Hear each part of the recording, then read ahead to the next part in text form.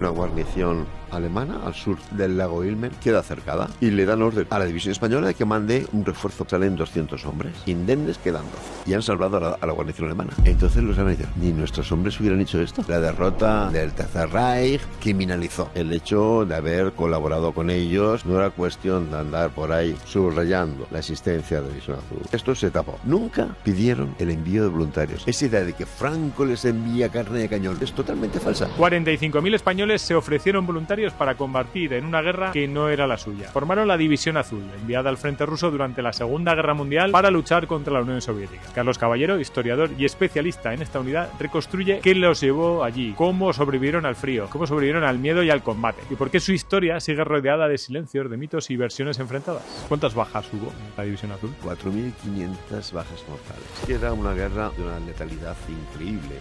Fue una campaña muy letal, ¿no? Calcula a 40 grados bajo cero. Y uno piensa en los efectos del frío son las congelaciones. Pero ¿sabes lo que tenían miedo sobre todo los mandos? ¿Por qué 45.000 españoles quisieron ir voluntariamente a Rusia? ¿Fueron realmente enviados por Franco como carne de cañón? ¿Cómo pasaron de despertar desconfianza entre los alemanes a convertirse en una unidad que no querían retirar del frente? La historia de la División Azul contada más allá del mito. Carlos Caballero, bienvenido a Morir de Éxito. Yo bien, encantadísimo que me invites a tu programa. Un tipo que es bastante sesudo sobre la División Azul, que ha escrito libros como este, que hablaremos hoy de ellos. Si tuviéramos que explicar la División Azul muy brevemente en 3-4 frases para una persona que no ha escuchado nunca hablar de la División Azul, ¿cómo la explicarías? Bueno, mira, el fenómeno histórico, digamos el comunismo, ha tenido infinidad de defensores, de propagandistas, pero también ha habido mucha gente que ha sido muy consciente de que ha sido un fracaso histórico. Esas promesas de liberación, de prosperidad, de libertad, no se cumplieron en ninguna parte. Y por tanto, en todas partes ha habido gente que ha luchado contra el comunismo. En España, durante la Guerra Civil, quienes formaban el bando nacional se sentían que estaban luchando contra el comunismo. No vamos a decir ahora si esto es exacto o no, sino que ellos cómo se sentían. Uh-huh.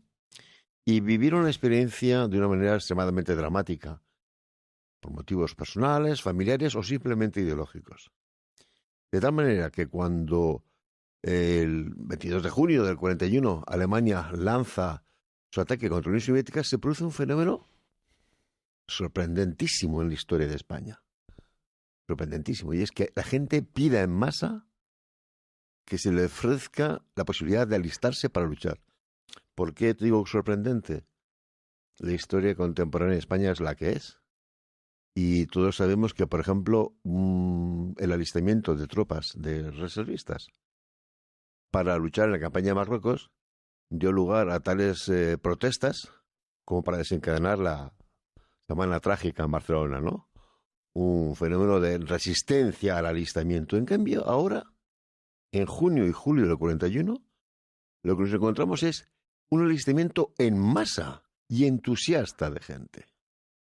Algo que forzosamente te tiene que llamar la atención. Y después está la ejecutoria de la División Azul como tal, ¿no? Agosto del 21. Agosto del 21, ¿eh? Las tropas que están operando, españolas, están operando en el Rif, contra lo que después de todo no son más que bandas irregulares, no es un ejército moderno. Sufren la espantosa derrota de Anual, una derrota humillante, vergonzosa, sin paliativos. En cambio, esta gente que sale hacia la campaña de Rusia, movida por sus ideales anticomunistas, en Rusia va a ser capaz, y en más de una ocasión, sobre todo en la batalla de Krasnivor, de frenar al ejército rojo. No fue nunca derrotada militarmente. Tuvo a veces que retroceder unos kilómetros, pero nunca fue derrotada militarmente. Y subrayo lo del ejército rojo porque a estas alturas de la historia ya sabemos que es el ejército soviético el que derrotó al Tercer Reich, a la Wehrmacht, ¿no? Bien, pues estos señores que con la División Azul marchan a Rusia son la antítesis de lo que habían hecho la generación de sus padres, casi, en Anual, ¿no? Sus padres, sus abuelos. Entonces, como fenómeno histórico, es realmente sugestivo. Es una rareza en la historia de España, en la historia de España contemporánea. Y por tanto, despierta interés. Y a eso le añadimos otra cosa. Al haber sido un fenómeno tan masivo, porque por las filas de la División Azul pasaron 45.000 hombres, resulta muy extraño que haya una familia española que no tenga un familiar, por lo menos un tío, Sí, sí. un tío segundo o un conocido de la familia que haya estado en la División Azul. Y claro, eso dice, bueno, ¿y qué hizo mi abuelo o qué hizo mi tío abuelo en Rusia, ¿no? Y eso hace que esas tres son los motivos que hacen que en España haya mucho interés por la División Azul. Mm, Aunque, digamos, la historiografía más oficial nunca ha sabido dar una respuesta a este interés. Vale, vamos a ponerle contexto a la división azul. Terminó la guerra civil en el 39 y el 41 es el inicio, ¿no? Pero ¿cómo se gestó ese inicio? ¿Cuál era el contexto de España en ese año? Bueno, Sí. ¿por qué acabó alistándose de forma tan masiva, Ujú. tanta gente, 45.000 personas en todo el tiempo? ¿Cuántos años Duró duró? 2 años, 2 años. Vale, 2 años. Tiene un pequeño epígono que se llama la Legión Azul. Si lo añades esto, no llega a 2 años y medio. vale. ¿Y ¿No? cómo empezó? ¿Cuál era el contexto de España Bueno, en ese momento? mira, el contexto de España era el de una Europa en la cual la Wehrmacht parecía invencible. Eh, Había hecho una sucesión de campañas que siempre acababan en victoria.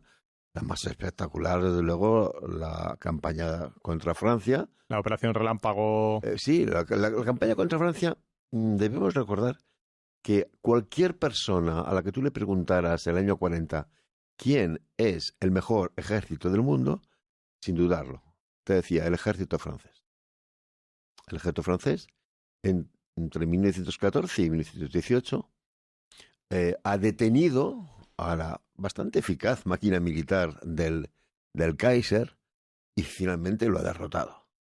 En cambio, en 1940 es aplastantemente derrotado por la Wehrmacht en 6 semanas.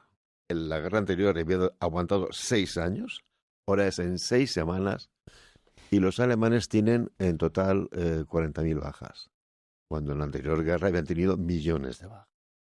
Entonces, esto es un hecho que conmovió el mundo, movió los cimientos del mundo. ¿Qué está pasando, no? Entonces tenemos una Europa en la cual la máquina militar alemana parece invencible y por tanto el poder del Tercer Reich parece también que no hay forma de eludirlo, ¿verdad? Ese mismo poder militar, perdón, ese poder político alemán, el Tercer Reich, quiere que España intervenga en la guerra de una manera limitada. La guerra continúa contra Gran Bretaña y los alemanes no quieren invadir Gran Bretaña. Les gustaría haber hecho una operación contra Gibraltar para demostrarle a los británicos que deberían plegarse a negociar con los alemanes. Pero Franco les ha dicho que no les deja pasar, ¿no? Entonces es una situación un poquito tensa desde el punto de vista diplomático, porque Alemania tiene unos deseos para que España, digamos, cumpla, y España se está negando, ¿no? Eh, por otra parte, en España también es cierto, hay un partido político, Falange, dirás, es el único partido político. Bueno, era el único partido político oficial. En la práctica había otras fuerzas políticas, los católicos, los monárquicos. El único partido político oficial era Falange, que era bastante intervencionista, ¿no? Favorable a tomar parte en la guerra. Se dejaba llevar por esto de que la Primera Guerra Mundial, después de todo, había provocado grandes cambios políticos. La aparición del fascismo, la aparición del comunismo, o mejor dicho, el orden inverso, del comunismo y después del fascismo, la aparición de todos estos estados nuevos en Europa Oriental. Decían, las guerras crean condiciones revolucionarias, y esta puede que lo cree también. Pero su interés por, digamos, porque España interviniera, no había despertado ningún apoyo popular. En cambio, cuando se produce el ataque alemán a la Unión Soviética, hay una oleada masiva de simpatía. ¿Por qué? Porque en una campaña contra el comunismo, ahí sí que están dispuestos a intervenir muchos voluntarios españoles, que, quizá no con exactitud historiográfica precisa, pero sí de una manera sentida, piensan que la guerra civil ha sido una guerra contra el comunismo y que atribuyen la muerte de familiares, amigos, conocidos, a esta intervención comunista en la guerra civil, ¿no? Así es que los mismos dirigentes de Falange se quedan sorprendidos cuando se encuentran con que hay, atento, es curioso, centenares de manifestaciones en distintos lugares de España pidiendo el envío de voluntarios. Aquí en Madrid hubo una muy importante. Bajaron por ahí por Castellana y esas imágenes se grabaron por cámaras de televisión y esas imágenes son muy conocidas. Lo que la gente no sabe es que hubo en toda España. Mira, yo vivo en Alicante, pero en la provincia de al lado, por ejemplo, en Murcia, hubo 8 manifestaciones distintas en otras tantas poblaciones. O sea, hemos intentado hacer un censo de esto y nos salen casi 100 y pico pidiendo el envío de voluntarios. Porque la gente, repito, sentía que era su obligación acabar con el comunismo. Bueno, como Alemania parecía invencible, daban por hecho que esta era la ocasión perfecta para intervenir, ¿no? Ten en cuenta además que la guerra civil había dejado a muchos en situación de no poder combatir por las ideas que ellos querían, porque habían quedado en una zona que no era la apropiada, ¿no? Habían estado o en la clandestinidad o en las cárceles, o incluso se habían tenido que alistar contra su voluntad, ¿no? Entonces esta gente estaba deseosa de decir, no, ahora voy a hacer, si me ha tocado hacer una guerra que no es la que yo quería, ahora quiero hacer la guerra que yo quiero. Yo a este tema soy, digamos, especialmente sensible porque soy natural de Ciudad Real, que es una provincia que estuvo en manos del Frente Popular hasta el último de la guerra. Y vivo en Alicante, en la que ocurre lo mismo. Entonces, de divisionarios de Alicante y de Ciudad Real, que yo conozca personalmente, que yo he conocido personalmente, hay infinidad de casos de estos señores que les tocó hacer la guerra donde no querían, dicen, no, ahora me voy a hacer la guerra que yo quiero, ¿no? O sea, puede ser que sea el principal nicho de personas de la División Azul, zonas en las que no han podido combatir porque estaban en zonas que no le correspondían, no estaban alineadas. Es una realidad estadística muy fuerte. Ahora, asegurarte que sea la mayor parte... No. Mira, tenemos un problema y es que... ¿Hay un censo de los 45.000 de dónde salieron? Ahí es donde vamos. Bueno, la guerra todos sabemos que acabó como acabó, ¿verdad? Y la derrota del Tercer Reich criminalizó el hecho de haber colaborado con ellos en esta campaña militar. El régimen de Franco se vio literalmente entre la espada y la pared. Se le excluyó de la ONU, etcétera, etcétera. No era cuestión de andar por ahí subrayando la existencia de la División Azul. Así es que esto se tapó. Y el ejército nunca ha realizado un estudio sistemático de este tema. Nunca. Nunca. Mira, fíjate, es muy curioso. Existen una serie de bases de datos que los historiadores trabajamos con ellas, de oficiales de la División Azul, caídos de la División Azul, condecorados de la División Azul. Ninguna la ha hecho las Fuerzas Armadas. Han sido investigadores de la Fundación División Azul los que han hecho este trabajo. Fuentes que aún estamos empezando a explotar se han descubierto hace prácticamente de 2-3 años, ¿no? Hay un documento interesantísimo, se llama Revista de Comisarios. Se le pasa a las unidades para ver quién está y quién no está, porque en base a eso se hacen las pagas y se asignan las raciones, etcétera, etcétera. La revista de comisario original de la División Azul había estado guardada por ahí, en un sitio. No por malicia, sino que había estado guardada en un lugar que era donde se registraban las condecoraciones, ¿no? Así dijeron, esto no tiene que estar aquí. Y salió hacia el archivo donde tocaba. Bueno, pues ahora podemos acceder a ella. Y ahora podemos tabular datos. Entonces, hace nada que estamos haciendo eso y te encuentras con sorpresas increíbles. Dicen, no, es un azul.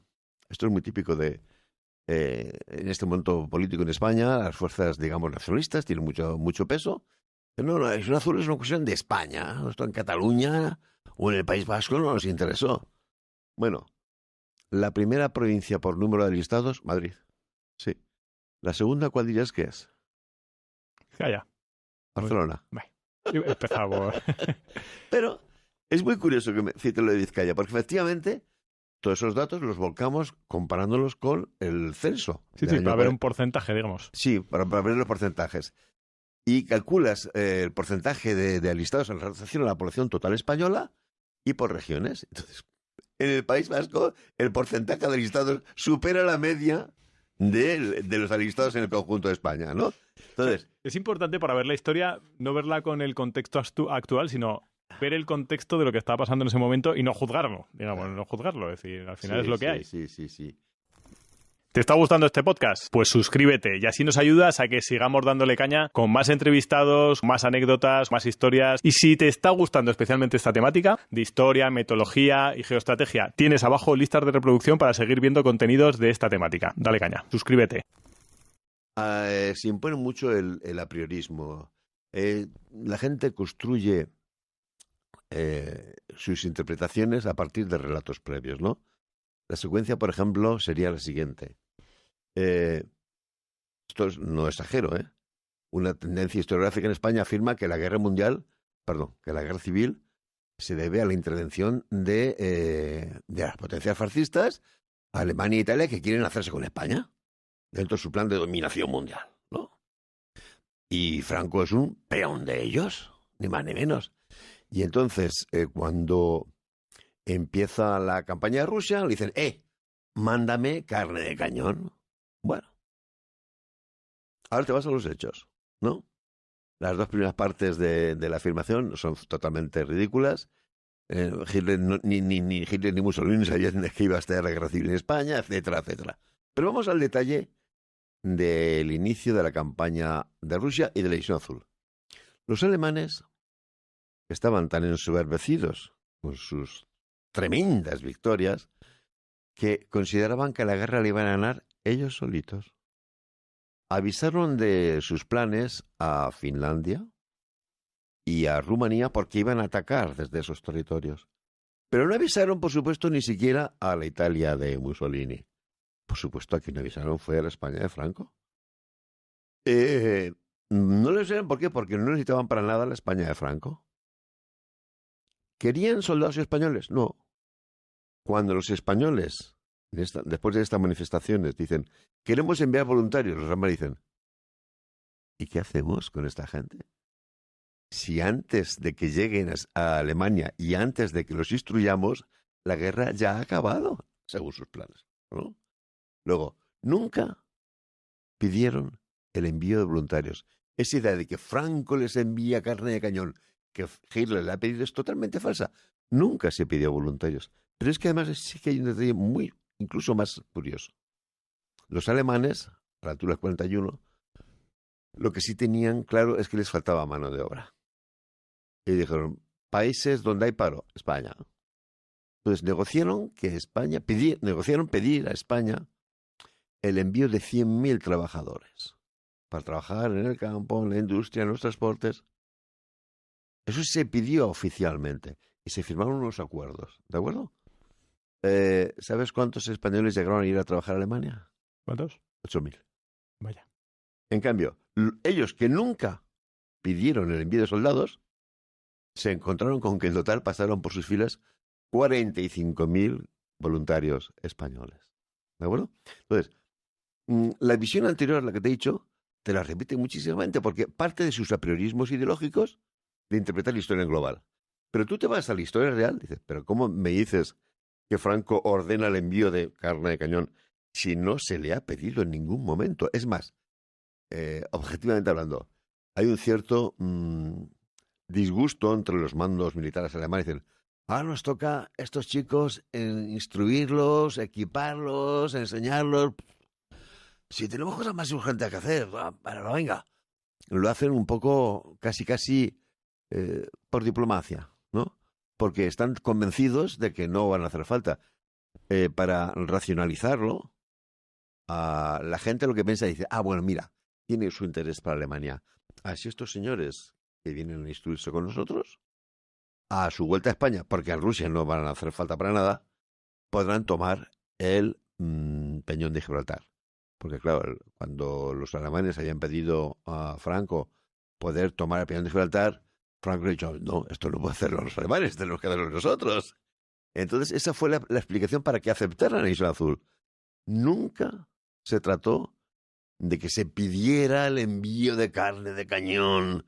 Porque, repito, los alemanes pensaban que la guerra la iban a ganar en 6 semanas. Pero, sin embargo, sí que se organizarían de alguna manera para ir al frente ruso. Es decir, ¿cómo, sí. O sea, una vez que la gente pidió ir ahí, alistarse y demás, ¿quién organizó ese camino hasta el frente ruso? Aquí hay, en este momento, para contextualizarlo todo debidamente, es un momento en que hay bastante tensión entre dos patas del régimen. El régimen tiene, por una parte, la rama falangista, ¿no? Tienen la organización Falange Española Tradicionalista, donde los falangistas de antes de la unificación son los que llevan la voz cantante. Pero hay otra parte fundamental, más fundamental aún, como institución, que es el ejército. El ejército es el auténtico pilar del régimen. Y en este momento el ministro del ejército es el general Varela, que era fervientemente antifalangista. Odiaba a los falangistas, ¿no? Cuando Falange lanza la idea y se encuentra con este éxito absolutamente abrumador de gente, el ministro del ejército, que hasta ese instante había hecho constantes informes a Franco, diciendo, no podemos entrar en la guerra, no estamos preparados, eso sería una catástrofe. De golpe y porrazo dice, no, vamos a mandar una división del ejército regular. Y porque teme, repito, no nos olvidemos que es que todo el mundo da por hecho que Alemania va a ganar la guerra en 2 meses. Teme que si los falangistas son los que van a Rusia y vuelven la aureola de la victoria, con los laureles del vencedor, eso va a darle a Falange un protagonismo tremendo que él no quiere. Entonces, está dispuesto a mandar una división regular. Eso habría supuesto que España, como tal Estado, entraba en guerra. Fíjate si tenía pánico a que Falange incrementara su poder. Por supuesto, esto era un disparate, se lo dicen los mismos falangistas, oye, esto es un disparate. Así que se lleva a cabo una solución intermedia, y es Falange va a hacer las campañas de reclutamiento, pero después el ejército va a ser el que organice las unidades. Aunque esta decisión se toma como fruto de este juego de las fuerzas políticas, la verdad es que la solución acaba siendo estupenda.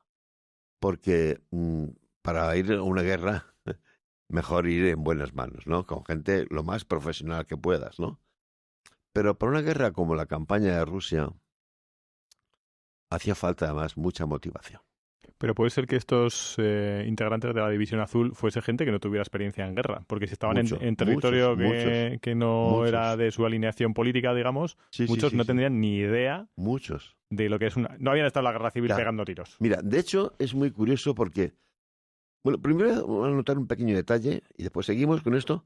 Mira, a día de hoy tú sabes que España interviene en muchas operaciones militares, de estas de pacificación, de mantenimiento de la paz, etcétera.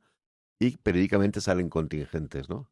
Bueno, cuando salen contingentes para estas misiones, hay un periodo de organización. Y aunque el contingente sea de un batallón, son 500 hombres, ves que se echan 1 mes, 2 meses para organizarlo.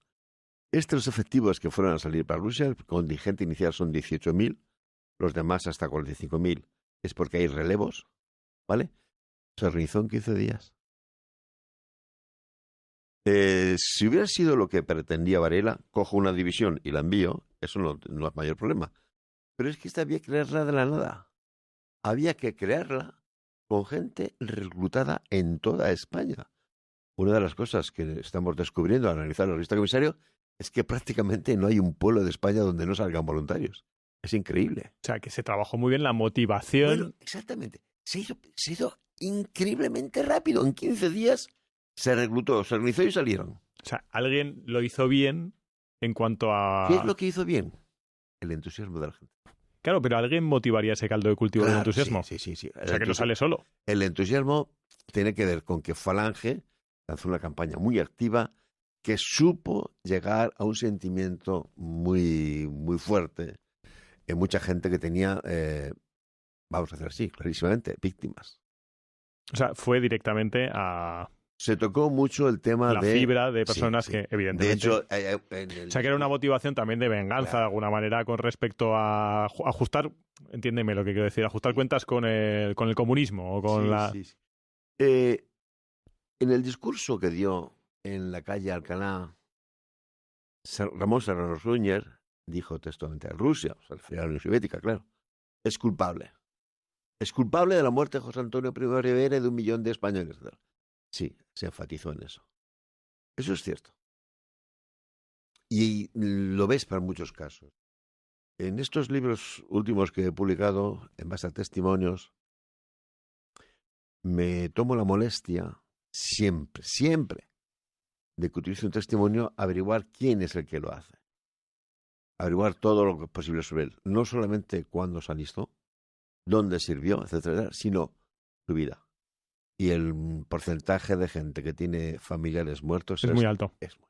O sea, que digamos como... Estuvimos con Fernando Navarro, que es un escritor, divulgador, no es historiador, no se dice, no soy historiador, pero soy divulgador, tiene un diccionario biográfico del Tercer Reich, y hablábamos mucho de Goebbels y de la capacidad que tenía de comunicación y demás, que lo hacía muy bien, o sea, independientemente de estuviera alineado con el bien o el mal, digamos, hacía muy bien la comunicación, era como el Instagram, regalaba radios para que tuvieran como el Instagram de hoy, es decir, para poder contarte el rollo que te tengo que contar y demás. Falange hacía eso bien también. Sí, eso lo hizo muy bien. Pero lo hizo muy bien en el sentido de que porque había mucha gente que tenía esas circunstancias. Canalizaron, digamos, claro, una... cuando le dice la gente Rusia, repito, Rusia, por decirlo en soviética, es culpable de la muerte de muchos, dicen, claro, es que es lo que ocurrió en mi caso. Mira, te voy a poner un ejemplo significativo. Es un poquito exagerado, pero es que es tremendo. Una familia, los chicharros, hablaba a mí de Irak, tienen 4 hijos que van a Rusia. ¿Vale? 4 integrantes de la División Azul. Integrantes en División Azul. 3 en el componente terrestre y 1 en el componente aéreo, la escuadrilla azul. ¿Vale? De esos 4, 2 mueren en Rusia. Muy bien. ¿Qué explica? Era una familia su padre había sido diputado por los tradicionalistas y había sido perseguida con mucha hazaña. ¿Qué explica esa necesidad familiar de ir a combatir a Rusia? Bajo el gobierno del Frente Popular habían asesinado a 2 de los otros hijos de la familia. Y lo que era más atroz, a la única niña de casa la habían secuestrado, violado y asesinado. Violado en manada y asesinado. Así que los 4 hermanos quisieran ir a Rusia y morir 2 de ellos, lo ves, que tiene explicación. ¿Todo el mundo tenía tantos muertos? No. ¿A todo el mundo le habían matado a algún familiar, algún amigo? ¿O había... Sí, eso casi siempre. Y también se padeció en España un espejismo cuando se afirmó España ha dejado de ser católica. No, mire, usted querrá que España deje de ser católica o una parte importante de España ha dejado de ser católica, eso puedo admitirlo, pero España no había dejado de ser católica. Te lo digo porque a mí me decía un divisionario, a mí no me hicieron nada, pero a la Virgen de mi pueblo sí. Si tú te tomas la molestia de, cuando viajes por España y veas algún santuario, alguna capilla, preguntar, es rara la que no fue destruida el año 36. Para el Frente Popular, yo acabo de llegar de Barcelona y se me caían las lágrimas cuando entré en Santa María del Mar. Santa María del Mar. Y le habían prendido fuego entera a un edificio tan increíble. Y le habían prendido fuego entera. En Santa María del Mar no ves más que las paredes ennegrecidas. Entonces, muchísima gente a lo mejor no tenía una víctima familiar directa, pero sus sentimientos, sus convicciones, habían sido vapuleadas. Entonces, Falange tocó esa fibra. ¿Qué ganaba Falange con la División Azul? Bueno, Vuelvo a decirte que hay una teoría que otros no comparten, y es que las guerras son las parteras de la historia, ¿no? Las guerras crean condiciones para realizar grandes cambios políticos. Antes de la Primera Guerra Mundial, ¿quién era Lenin? Un exiliado que no conocía a nadie. ¿Quién era Mussolini? Pues un don nadie, ¿no? ¿Qué crea la Primera Guerra Mundial? Las condiciones políticas para que Lenin o Mussolini se conviertan en grandes líderes de grandes países. Aparecen un montón de países nuevos en Europa Oriental. Bien, Falange está en esa idea de que una guerra crea una situación política revolucionaria. Entonces, la Segunda Guerra Mundial puede crear el contexto en el cual ella en España se imponga definitivamente. Porque en la España, el bloque histórico que supone el franquismo, han contribuido católicos, los que después serán democristianos, bueno, los católicos, los monárquicos, la misma tradición pretoriana del ejército español, etcétera, etcétera. Cierto, Falange ha adquirido un protagonismo fuerte en la medida que ha sido la única de esas fuerzas políticas que ha seguido conectar con el pueblo. La gente cuando se une a algún partido en la España nacional, no se une a un partido monárquico, no se une a los carlistas, se une Falange, que acaba la guerra civil con 1 millón de afiliados, cuando en febrero del 36 ha tenido 30.000 votos, ¿no? Bien, pero el hecho evidente es que en esa España de 1939 hasta el 41, Falange se da cuenta de que está siendo desplazada. Todos los proyectos políticos que intenta poner en marcha le son primero ninguneados y después anulados por estas fuerzas que tienen mucho más poder, ¿no? De los tradicionalistas, los monárquicos, los militares, etcétera, etcétera. Que bueno, a lo mejor con la victoria de Alemania en la Segunda Guerra Mundial se crean las condiciones para que nosotros tengamos finalmente, digamos, o todo el poder o mucho más poder en España, ¿no? Así que, claro, Falange está interesado en eso. De hecho, lo expresa muy bien. El que posiblemente sea el ideólogo oficial de la División Azul, que es Dionisio Ridruejo. Él llevó un diario de la campaña y dice, bueno, es que la España que se está construyendo no es la nuestra. No es la nuestra. Nosotros imaginamos otra, dice, y esto está siendo muy gris, muy apelmazado, muy beatorro, ¿no? Dice, yo sueño con la España alegre y faldicorta que decía José Antonio, ¿no? Así. Sí, es una expresión de José Antonio, ¿eh? No es de Ridruejo. Entonces, en parte, pero esto solamente le ocurre, claro, a los ideólogos de la formación política, ¿no? Se ven algunos ideólogos de la División Azul que dicen, es la ocasión para que nuestro proyecto político avance. A la hora de afiliarse, de alistarse, el factor que prima es el que te he dicho antes, prima el anticomunismo fundamentalmente. Pero Falange, por supuesto, los dirigentes falangistas consideran que esta es una buena ocasión para obtener este resultado político. Vale, venga, hacemos una lupa en ese momento. Ya tenemos reclutados a buena parte de la División Azul, ese movimiento que había canalizado Falange y que el ejército dice, en 15 días tengo que prepararos para llevaros al frente. Uh-huh. En ese momento, ese primer envío, ¿por qué al frente ruso? Evidentemente ya has comentado un poco, pero ¿por qué a un concreto sitio del frente ruso o a diferentes sitios? ¿Cómo se organizó, digamos, el despliegue? ¿Cómo se coordinó también con el ejército alemán? Porque tendría que haber una coordinación, digamos, que de gente que no tenían en buena estima o muy importante a España, dije, bueno, vamos a organizarnos en el frente ruso. Bueno, yo por tu edad, yo calculo que tú no has hecho el servicio militar. Yo, fíjate, me tocó ya la prestación social sustitutoria y me quedaron 2 meses y al final la hice sin hacer la mili. Bueno, te lo digo por lo siguiente. Yo sí que lo he hecho, claro. Quien tiene experiencia en la vida militar sabe que hay una palabra típica del vocabulario español que es el escaqueo. Una palabra típicamente... Esa se ha quedado. Se ha quedado, pero es una palabra cuartelera. Es decir, cuando un soldado no quiere hacer algo, encuentra 1 millón de maneras para no hacerlo. Que es una jugada de ajedrez, ¿no? El escaque también. Que sí, viene de ahí. El origen etimológico es ese. Pero la acepción es esa, escaquearse. Me refiero a que tú cuando analizas la historia de División Azul, lo que ves es el anti-escaqueo. Primero, la gente acude en masa a la carrera, literalmente pegándose empujones para alistarse.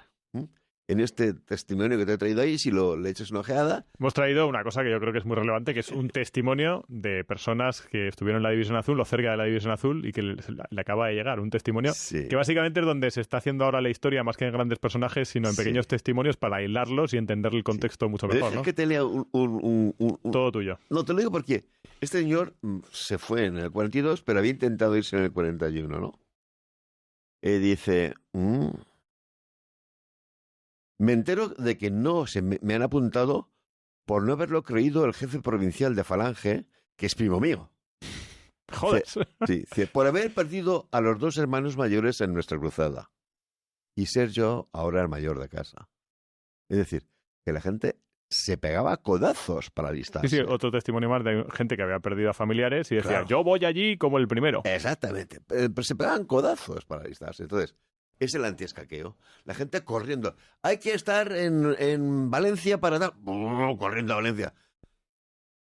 Cuando dicen, hay que organizar esto, se hace a la carrera, con unas prisas que dices, madre mía, después...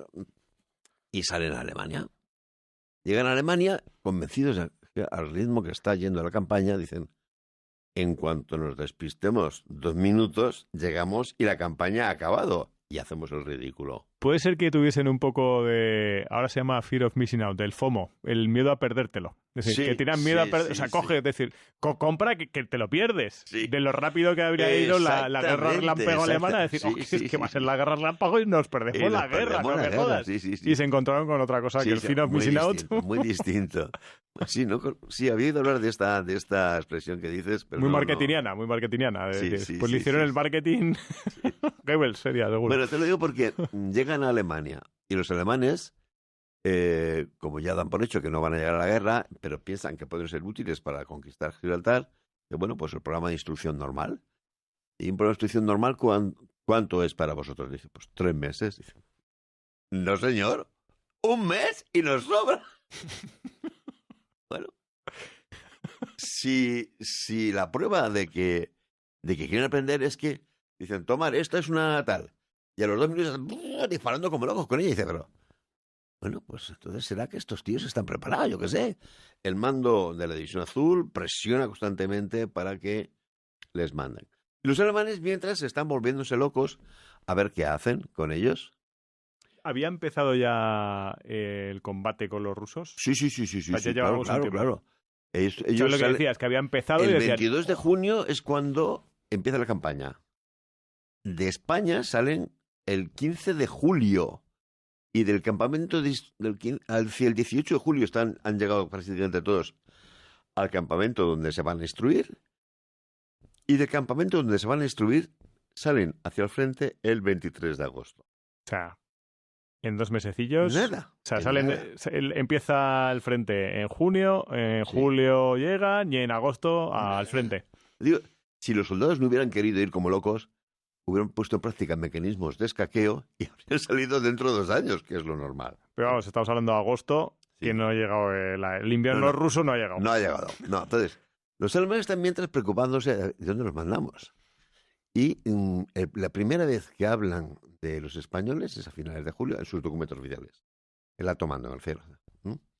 Bueno, tenemos aquí los españoles. ¿Qué van a hacer con ellos? Y piensan, bueno, cuando estén formados ya habremos ocupado el Cáucaso. Suerte. El Cáucaso, fíjate, sí. El Cáucaso. Sí. Dicen, pues los mandamos como tropa de ocupación al Cáucaso. Bueno. Tropa de ocupación es de logístico. No, sí, por estar allí ocupando el territorio conquistado. Sí. Fíjate. Después llega, eso es en julio. En agosto, ya ven los alemanes que la campaña no va tan ligera como ellos esperaban. Bueno, pues que se vayan camino del Cáucaso, que vayan al frente de Ucrania.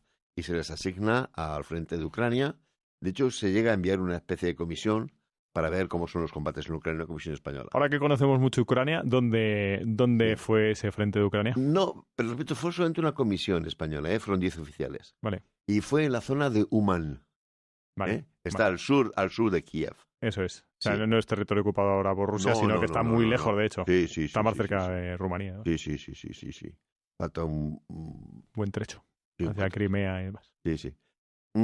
Pero después, cuando ya sale en marcha la división hacia el frente, que es curioso porque es un primer chasco que se llevan los españoles, digo en marcha porque van andando. Para entonces, el sector fundamental de operaciones es el frente de Moscú. Dicen, pues a Moscú. A los españoles les hace mucha ilusión porque dicen, qué bien, vamos a entrar en Moscú, desfilar en la Plaza Roja, tú, qué putada. Es que me imagino un poco las conversaciones de decir, Sí, ¡buah! sí. Ya verás Pero- la foto, los selfies que nos vamos a hacer en la Plaza Roja. Pero fíjate, tú decías antes de la eficacia de Goebbels como propagandista, ¿no? Pues es una de las pruebas de la eficacia de Goebbels como propagandista, es que todos estos chicos pensaban que en la Wehrmacht todo el mundo iba a montar un Panzer o pilotando un Stuka. ¿Y qué va? La Wehrmacht básicamente se movía como el ejército de Napoleón. Caballos, arrastrando los Armamentos. carros. Era un ejército esencialmente hipomóvil. Y los españoles son... Hipomóvil. Hipomóvil, sí, se llaman así, hipomóviles.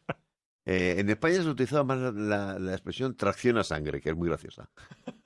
Pero bueno.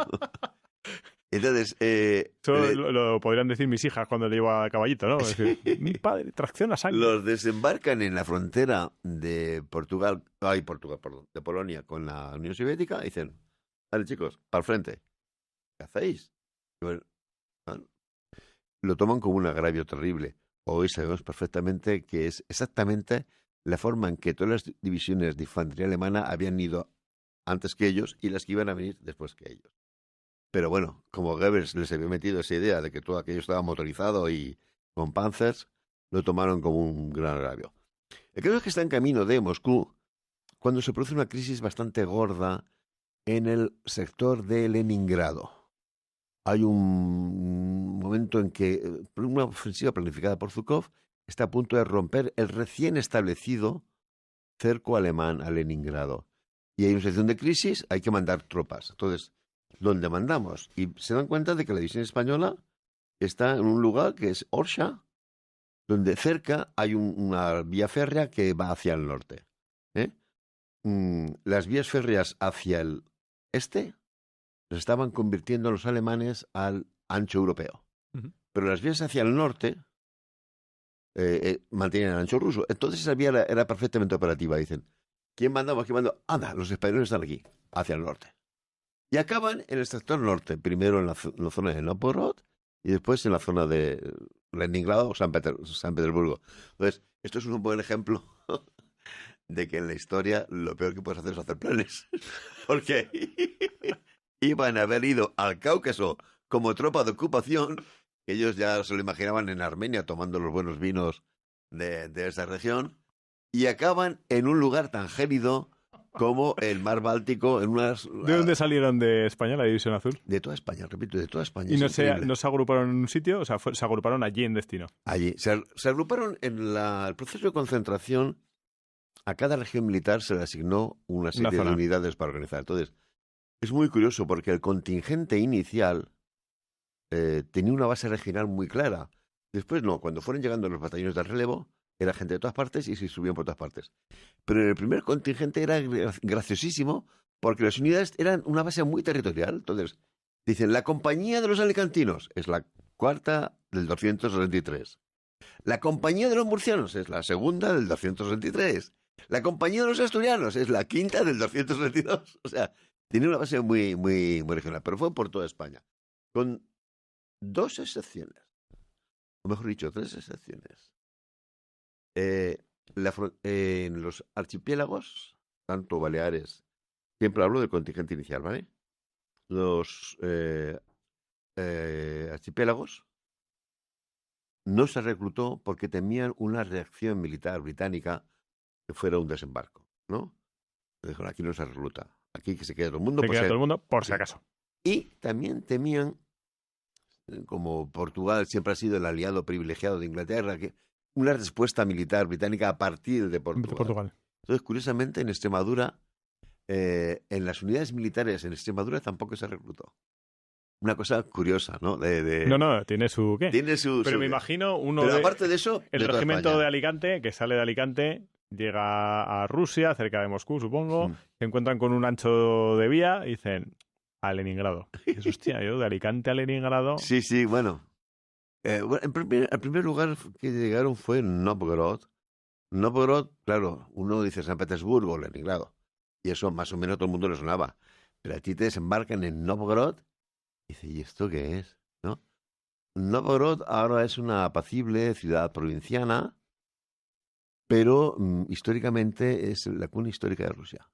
Si alguna vez viajas a Rusia, vas a Novgorod, te quedarás de piedra con un monumento precioso que hay ahí. Absolutamente precioso, una escultura, un grupo escultórico impresionante al milenario de Rusia. Rusia nació en Novgorod. Lo digo porque ese monumento hay centenares de diccionarios que tienen fotos en ese monumento. Bueno, a ellos les pareció una especie de agravio. Nos mandan aquí a Novgorod, tú fíjate, ¿qué es esto? Novgorod para los rusos tenía un valor simbólico, pues chico, yo diría como, casi que como, yo no sé,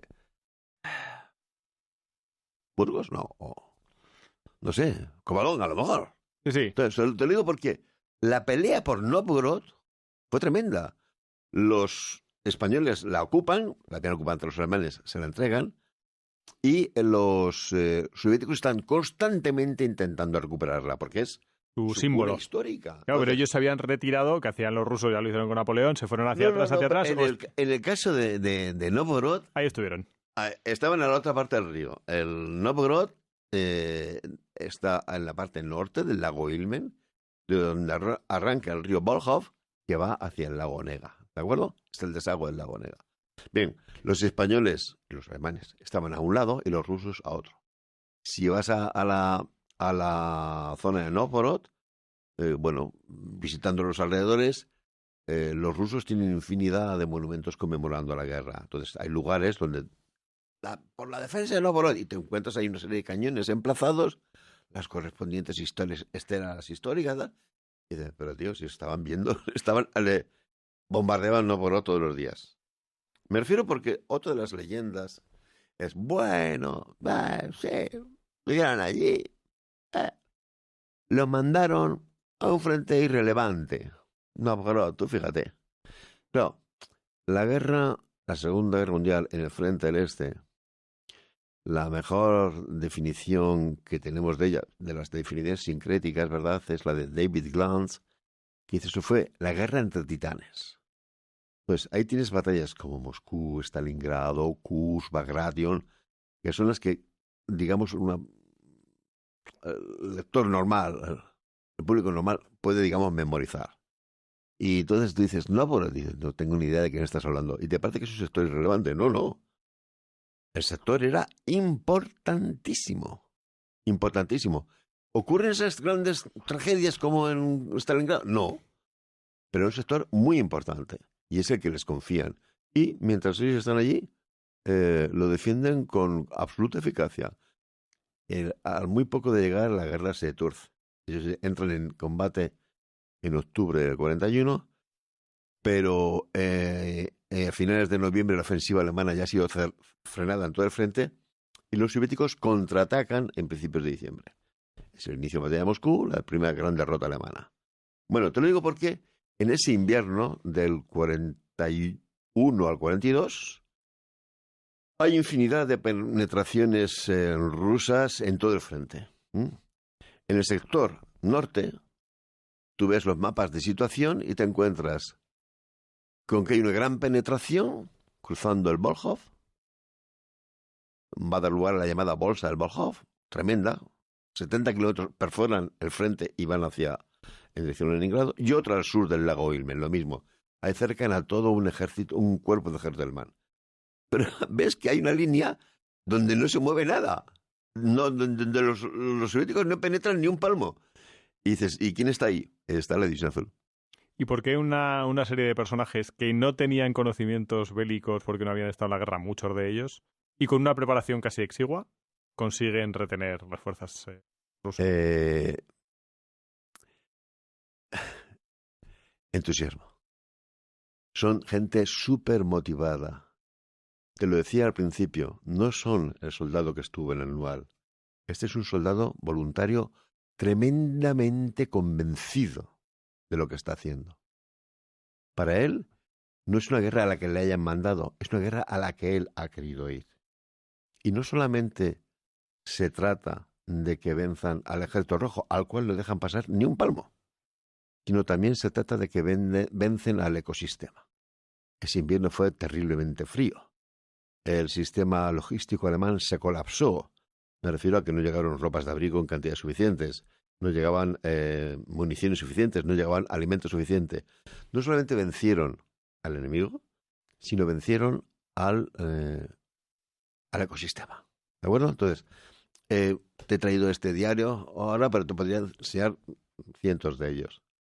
¿Qué les impulsa? Su moral de lucha. Cuando yo estaba en el ejército, recuerdo que nos decían las 3 condiciones para vencer. Era voluntad de vencer, libertad de acción, capacidad de ejecución. La voluntad de vencer es el elemento fundamental de la guerra. Y para tener voluntad de vencer tienes que tener muy claro por lo que luchas. ¿Voluntad de vencer? Los 3 principios del arte de la guerra, según la doctrina española, son voluntad de vencer, libertad de acción, capacidad de ejecución. Es decir, que tú quieras vencer, que seas libre para llevar a cabo tu plan y que tengas capacidad para ejecutarlos, ¿no? Pero el fundamental, te das cuenta siempre que es la voluntad de vencer. Entonces, ¿cuál es el elemento que les da ellos la voluntad de vencer? Es esta motivación ideológica, política, que tienen ellos. Oye, ¿y cómo lo veían los rusos y los alemanes? Que veían ese reducto galo y un poco de Asterix y Obelix. Bueno, pues tienes que fueron cambiando con el tiempo. Los alemanes, es quizá la parte más curiosa, los vieron con un notable escepticismo, ¿no? No hace falta ser un gran conocedor de historia cultural para saber que los alemanes, básicamente, en su visión del mundo, los españoles están en un lugar bastante poco relevante, ¿verdad? Es curioso que nosotros, para decir que algo nos suena raro, decimos, parece chino, ¿no? Los alemanes dicen auf Spanish, parece que es en español. Pero para los españoles, alemanes, los españoles son unos tíos, pues sí, de siesta, de hacer siesta y de fiesta, ¿no? Entonces dicen, bueno, yo qué sé, estos tíos, ¿qué van a hacer aquí? Pues bueno, yo qué sé. Bueno, para eso es una sorpresa auténtica. Es una sorpresa auténtica, empiezan a ver que resisten en todas partes y hay una cuestión que les fascina. Hay un momento en que una guarnición alemana al sur del lago Ilmen queda cercada y le dan orden a la división española de que mande un refuerzo para ayudarles. Entonces salen 200 hombres. Bueno, cuando termina la operación, indemnes, no todos han muerto, pero indemnes quedan 12. Y han salvado a la guarnición alemana. Entonces los alemanes dijeron, ni nuestros hombres hubieran hecho esto. Se quedan... Llega, en todas partes se publica esta historia, en toda la prensa alemana, los corresponsales de guerra alemanes destacados en el Grupo Ejército Norte, que es el que pertenece a la División Azul, cuentan esta historia. Entonces, siguen muchos de ellos pensando que somos muy desordenados, que somos muy caóticos, que todo eso sí, no van a cambiarlo. Pero que tenemos una gran capacidad de resistencia y capacidad de sacrificio, eso les queda clarísimo. Con lo cual, se produce un hecho súper significativo. Mira, la historia de Isla Azul, militarmente hablando, se inicia el 12 de octubre del 41, es cuando entra en línea, y cuando sale en línea es el 10 de octubre del 43. ¿Vale? 2 añitos. 2 años, sí. Nunca dejó la primera línea, salvo el momento que unas 2 semanas que estuvo trasladándose del frente de Leningrado. Novgorod al frente de Leningrado. Estuvo siempre en primera línea. Porque dijeron, es que no podemos prescindir de esta gente. Y tenía sectores importantes, militarmente hablando, que guarnecer, ¿no? Entonces, los alemanes fueron cambiando de opinión. Dijeron, estos tíos siguen siendo muy bullangueros, montaban unas broncas con los soldados alemanes y soldados españoles. Montaban unas peleas entre sí. Hay historias narradas sobre eso. Sí, porque además esto es lo típico. En una guerra vamos a decir, así, de coalición, los soldados de dos ejércitos aliados están siempre peleándose entre sí. Y siempre se están peleando por lo mismo, por las chicas. Ah, sí. Sí, siempre, Y hay siempre. historias narradas sobre eso. 200, sí. Pero eso no es suficiente para que dijeran, si están en los españoles, mejor. Porque estos harán cualquier barbaridad, pero no se van a rendir, no se van a retirar, etcétera, etcétera, ¿no? Eso es una... Luego los alemanes cambian su percepción de los soldados españoles. ¿Eh? Es gente... Ellos piensan que a lo mejor para una operación tipo ofensiva, tipo de esas que ellos hacían con los Panzers, que salían corriendo y corrían 500 kilómetros, y a lo mejor para esto no nos sirven. Pero como estamos en la fase de la guerra que se trata de defender Lo que hemos sin jugado. ceder ni un palmo, en esto los españoles son insuperables, ¿no? Y en cuanto a los rusos, fundamentalmente, claro, la relación, hay dos tipos de relación. Una es con el ejército rojo, el ejército soviético, y otra es con la población. El ejército soviético también acabó siendo consciente de que era mejor no tener muchos tratos con los españoles. Citaba antes las operaciones en el invierno del 41-42, ¿no? Y bueno, conocemos las fuentes soviéticas. Una de las grandes líneas de investigación en la actualidad es que estamos trabajando mucho en las fuentes soviéticas. Las fuentes del Reto Rojo. Nunca lo hemos sabido, pero son sorprendentemente fáciles de acceder a ellas. Porque para los soviéticos y ahora los rusos, la Gran Guerra Patria, ellos le llaman así, es su gran epopeya nacional. Y entonces tienen portales donde están, no te voy a decir las discusiones de Stalin con sus mariscales, ¿no? Pero sí los diarios de operaciones de los regimientos, de las divisiones, etcétera, etcétera.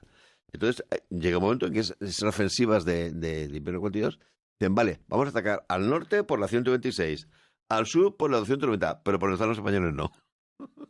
No, porque estos tíos son muy especiales. O sea, adquirió bastante respeto. Y cuando se dejaron llevar por la propaganda, ellos se arrepintieron. Me explico. En febrero del 43 van a tratar de atacan por el sector español, en Krasny Bor. Llevan ya tiempo algunos propagandistas del Partido Comunista de España que están exiliados diciendo, estos señores son todos forzados, los han sacado de las cárceles, son todos antifascistas, convictos y confesos, mandados por una banda de señoritos fascistas. Si atacamos por ahí, se van a fundir. Pensando ellos en una especie de anual. Pues atacaron por ahí y metieron la pata hasta salvarse la parte. De tal manera que ese ataque sobre los españoles en Krasny Bor era el elemento clave de una ofensiva muy ambiciosa, se llamaba Estrella Polar, para haber liquidado a todo el grupo de ejército del norte, ¿no? Salió mal el ataque a los españoles y los demás ataques salieron todos mal. Así que a día de hoy, por ejemplo, lo tienen que reconocer. Pues esos tíos no eran esa banda de desesperados, forzados que nosotros pensábamos, ¿no? Luego, adquirieron un saludable respeto también hacia los españoles. Otro tema es el de la población civil. El de la población civil, claro, realmente es con los que ellos tenían trato, ¿no? La población civil básicamente son ancianos, mujeres y niños, porque los hombres se han incorporado al Ejército Rojo. Bueno, y aquí es donde los españoles dan un ejemplo auténtico de gran humanidad, ¿no? Hay infinidad de fuentes que lo demuestran. ¿Por qué ese trato tan humano con la población civil? Muy sencillo, porque ellos venían con un objetivo de liberar. Es decir, para ellos se trataba de acabar con el comunismo, un sistema para ellos intrínsecamente perverso, que oprimía a una serie de pueblos, el primero el ruso. Se trataba de liberar a los rusos, ¿de acuerdo? No de conquistarlos. Los alemanes, hoy lo sabemos, sus planes para Rusia incluían la incorporación del este eslavo como Lebensraum, ¿no? Pero a ningún soldado de División Azul se le ocurrió ni remotamente nunca jamás que al acabar la guerra se iba a establecer en Rusia como colono. Ellos iban allí a liberar a la población rusa del comunismo, a evitar que el comunismo se extendiera y por tanto también a liberar a la población rusa. Entonces, el trato con la población rusa fue increíblemente bueno. Yo no sé si tenemos cuando hablamos de tiempo. Si quieres te cuento una historia. Sí, cuéntamela. Te la cuento. Bueno, Sí, vamos bien de tiempo. vamos bien de tiempo. No, te lo digo porque es muy revelador. Hay muchos nietos, hijos de divisionarios que han visitado los campos de batalla. En los últimos años la cosa se ha hecho bastante complicada por el tema de la guerra. Pero hay gente que dice, mira, yo no puedo dejar que cualquier día me ocurra algo y yo quiero ir donde estuvo mi abuelo. Y bueno, pues como hay un boicot a Rusia, pero Rusia no te impide ir. Son los gobiernos españoles que dicen, no vaya, pero a Rusia no te impide ir. Bueno, pues este señor consiguió un visado. Entró, fue a San Petersburgo y buscó un guía que hablase español. Mira, yo quiero esto y esto. Vale, muy bien, alquilaron un coche y lo llevó. Por aquí y por allá, y llegar a una aldea que él tiene mucho interés porque su abuelo había estado ahí. Mal Shamoshe, en la zona de los pantanos del Volkhov, a la parte oriental del río Volkhov. En Mal Shamoshe es una aldea minúscula, metida entre pantanos y bosques. Pues llega ahí, en Mal Shamoshe, yo estoy en verano. En Mal Shamoshe hay 10 familias. Y él llega en invierno, que quedan 4, pues las demás familias se van a pasar el invierno a San Petersburgo. Y llegan y claro, todo el mundo salió a ver quiénes eran. Salen y dicen, Spansky, claro, oyeron hablar. Sí. ¿Le conoció usted españoles? Pregunta a través del guía. Y una señora dice, sí. Ay, eran tan guapos. Pelo moreno, rizado. Claro, esto en Rusia es muy exótico, ¿no? Nada, sí. Dice, cómo les trataron? Le pregunta, el guía lo traduce, ¿cómo les trataron? Y la señora, ay, muy bien. El rusa al guía se le cambia la cara. Dice, señora, ¿qué está diciendo? Sí. Dice, hombre, nos cogían de las patatas que teníamos en casa, eso sí. Dice, pero de todo lo que ellos recibían para comer, nos daban. Se comían nuestras patatas y nos daban sus latas de sardinas, lo que tuvieran. ¿De acuerdo? Lo compartíamos todo. Ah, muy bien. Dice, nos trataban mejor que los soviéticos. Y entonces ya al guía se le caen todos los palos de sombrajo. Señora, ¿qué está diciendo? Dice, sí, cuando se fueron los españoles, llegó al ejército rojo. Puedo decirte que en las aldeas quedaban mujeres, niños y ancianos. Había siempre un anciano, se le llamaba el starosta, que hacía como de alcalde. ¿De acuerdo? Entonces, al starosta le preguntaron los soviéticos que habían entrado, ¿a cuántos nazis habéis matado? Y el starosta les contestó, y somos mujeres, niños y ancianos y no tenemos arma, no hemos matado a ninguno. Dice, y el oficial que mandaba la fuerza que ocupó Masamose ordenó quemar la aldea. Les quemó todas las islas. Por eso la señora le repitió al guía ruso que los españoles les habían tratado mejor que los soldados soviéticos, ¿no? Estos venían con la imagen que fomentó la propaganda soviética de que es la gran guerra patria, todo el mundo tiene que estar matando a un fascista a todas horas. ¿Pero qué iban a hacer estos pobres señores? ¿No? Pues convivieron con las tropas de ocupación porque era su única forma de sobrevivir. Pero los mandos soviéticos no eran capaces de entender eso. Y les quemaron la aldea en pleno invierno. Eso es casi una condena a muerte. Me contaba mi amigo, es gallego, que el guía ruso es que no daba crédito a lo que... Decía, señora, es que esto nunca es lo que me han contado a mí. Y dice, pero es lo que ocurrió. ¿Cuándo fueron para Leningrado? Después de estar desde octubre del 41 hasta agosto del 42, están en el sector de Novgorod, ¿de acuerdo? Pero de cara al verano del 42, los alemanes quieren lanzar una ofensiva para conquistar San Petersburgo, Leningrado. Es que a mí me gusta más llamarle San Petersburgo. Sí. Sí, y dicen, bueno, ¿qué tropas tenemos aquí que sean adecuadas para... Uy, los españoles. Así que los sacan de San Petersburgo, de Novgorod, y los llevan a San Petersburgo. ¿Qué pasa? ¿Participan en esa ofensiva? No participan en esa ofensiva porque los soviéticos al final son los que se imponen en ese año, ¿verdad? No hace falta más que recordar San Petersburg, Stalingrado, perdón.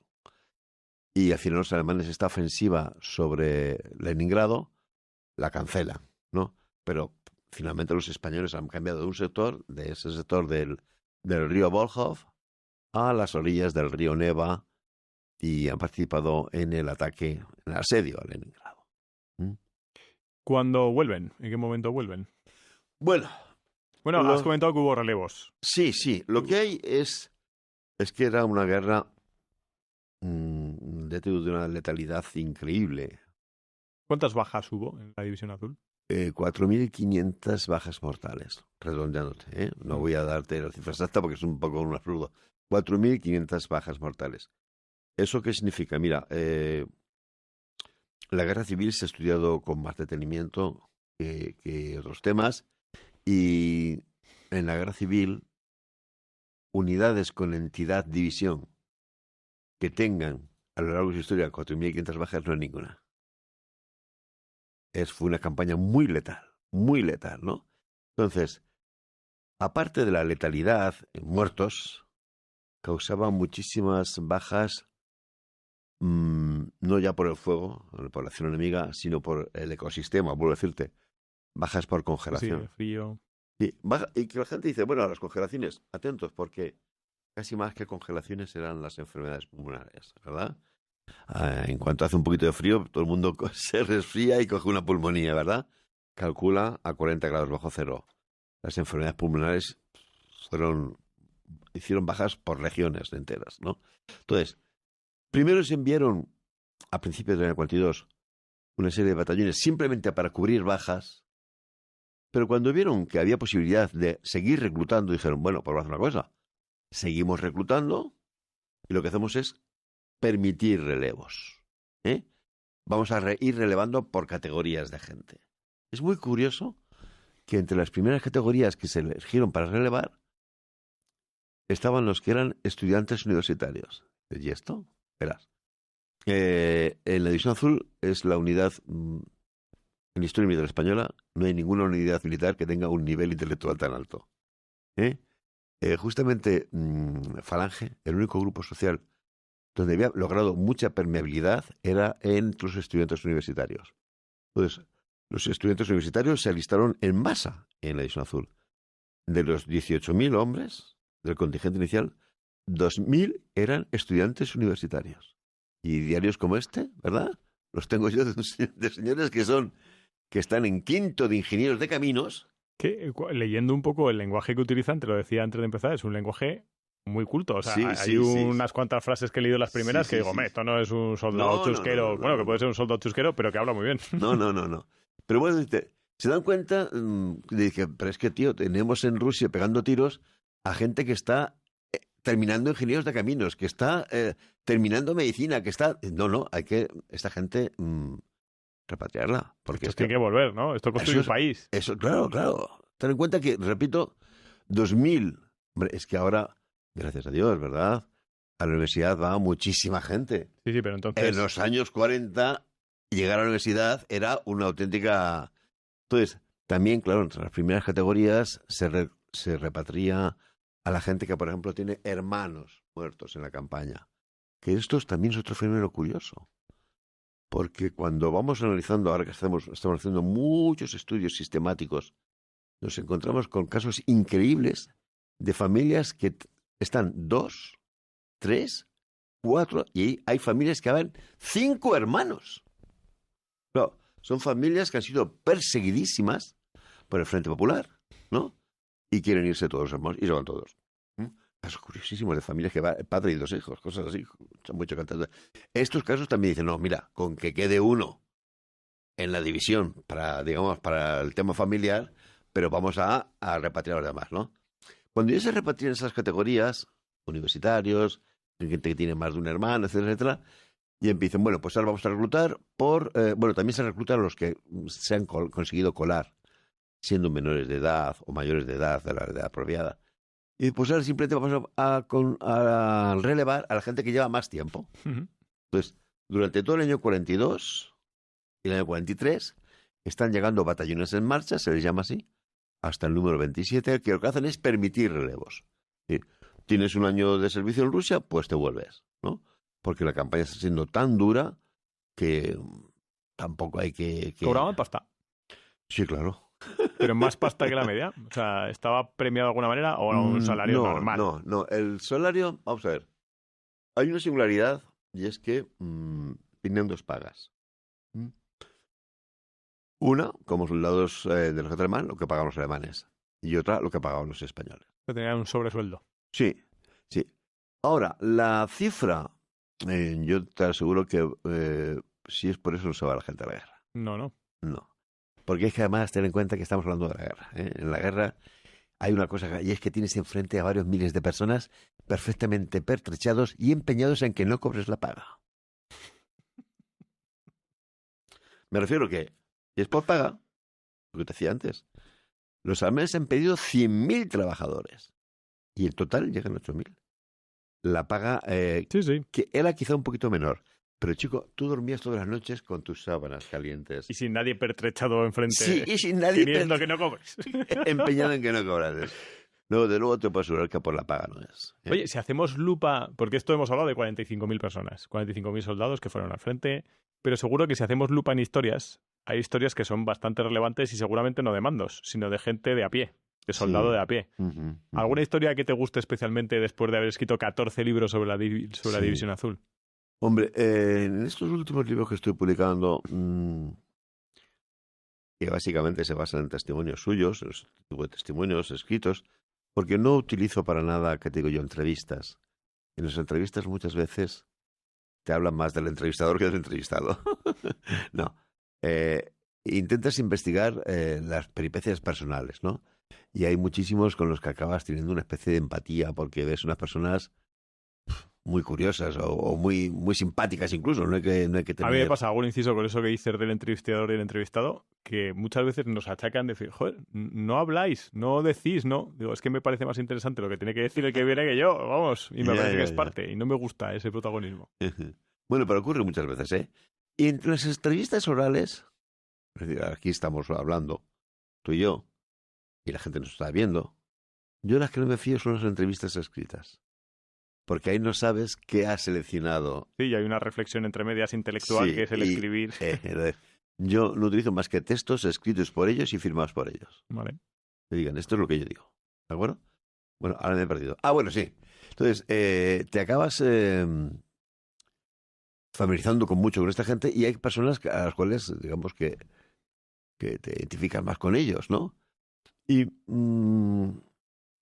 hay casos de personajes que tienen biografías destacadas y que te producen una gran admiración.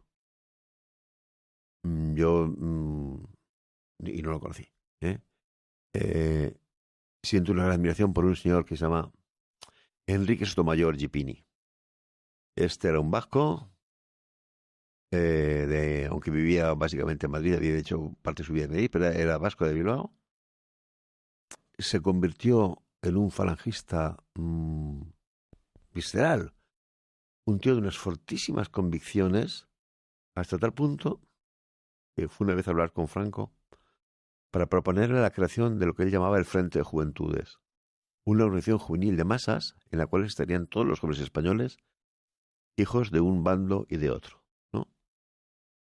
Cuando Franco lo escuchó, le dijo, habla con tal convicción que este hombre parece un nuevo Ignacio de Loyola.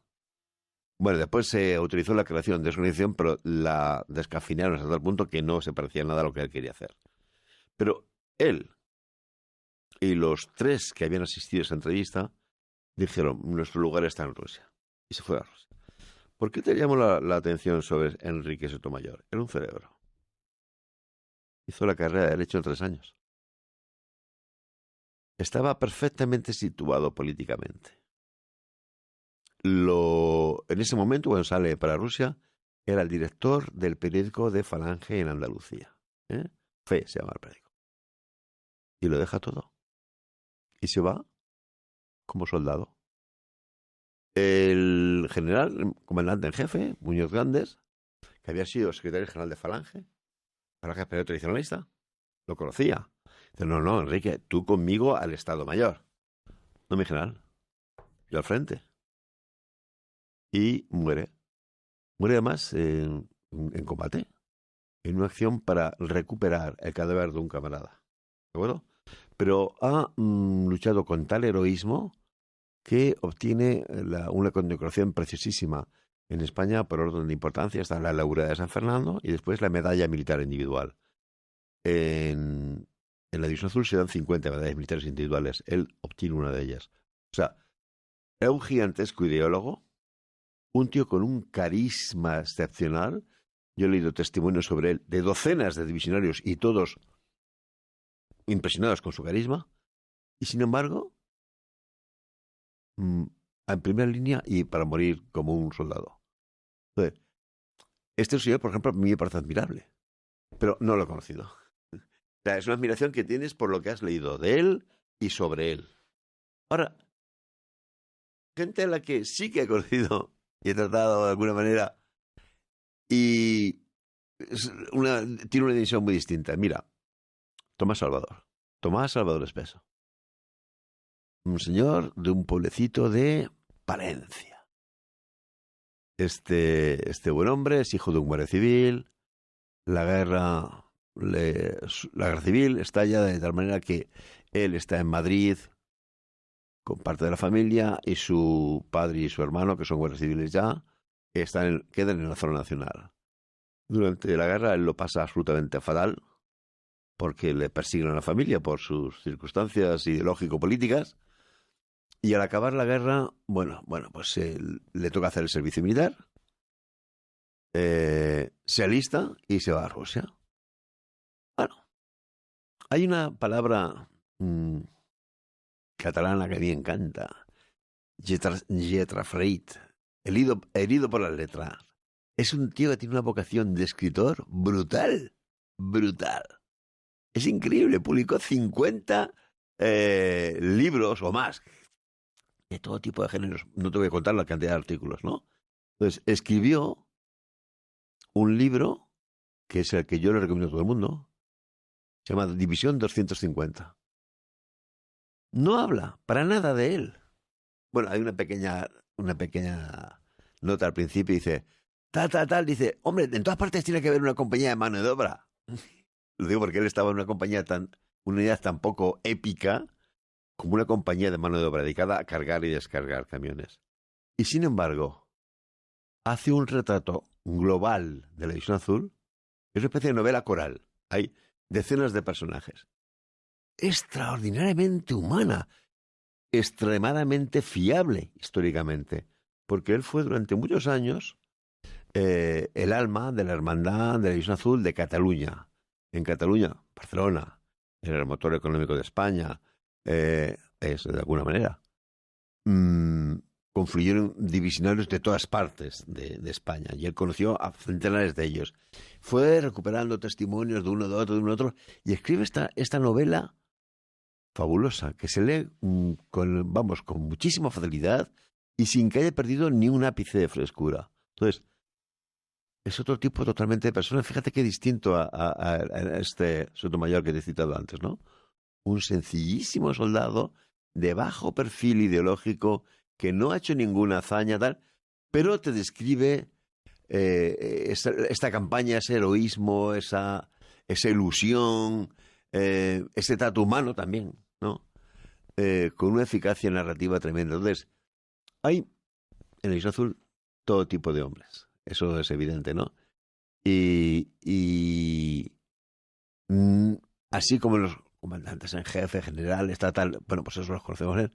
Yo creo cada vez más que hay que fijarse en los testimonios de estos soldados, siempre soldados o siempre oficiales, tampoco un soldado de a pie, pero también un oficial de a pie, ¿no? Es muy curioso, yo me he encontrado uno de los primeros textos que tuve ocasión de editar, porque muchas veces hago de editor de libros de memorias, ¿no? Me dan un libro y dicen, bueno, hay que editarlo, ¿no? Y les ponen las notas oportunas, tal. Es el de un capitán, se llama Serafín Pardo, que tuvo una larga vida militar, ¿no? Había hecho la guerra civil, estuvo en la División Azul y después, bueno, llegó a ser comandante de la Academia General Militar. Y en su libro dice... ¿De dónde? de la Academia General Militar, de Zaragoza. de Zaragoza. Y en su dice, nunca he tenido soldados como los de mi 9ª compañía del 262 en Rusia. Te da infinidad de muestras del valor de sus soldados, de su lealtad, de su entrega, en fin. Hay muchas biografías de todos los tipos, ¿eh? Y hay algunas que te conmueven, yo qué sé. Es que tú te imaginas siempre un capitán, ¿no? Un capitán de artillería, ¿no? Y dices, pues hombre, este señor estará todo el rato hablando de su batería, de sus piezas, de sus disparos. Y sí, habla de eso en su diario. Pero habla también de que cuando le llega, lo que más le gusta de toda la semana es cuando le ha llegado una carta de su mujer con la última foto de su niña de 2 años. Y este tío, lo ves en el diario, está enamorado hasta las trancas. Parece un adolescente. Y babea con la foto de su niña. Pero a veces estás diciendo, no, yo me he venido a Rusia porque tengo que estar en Rusia, porque es mi deber, como patriota, como militar, etcétera, etcétera.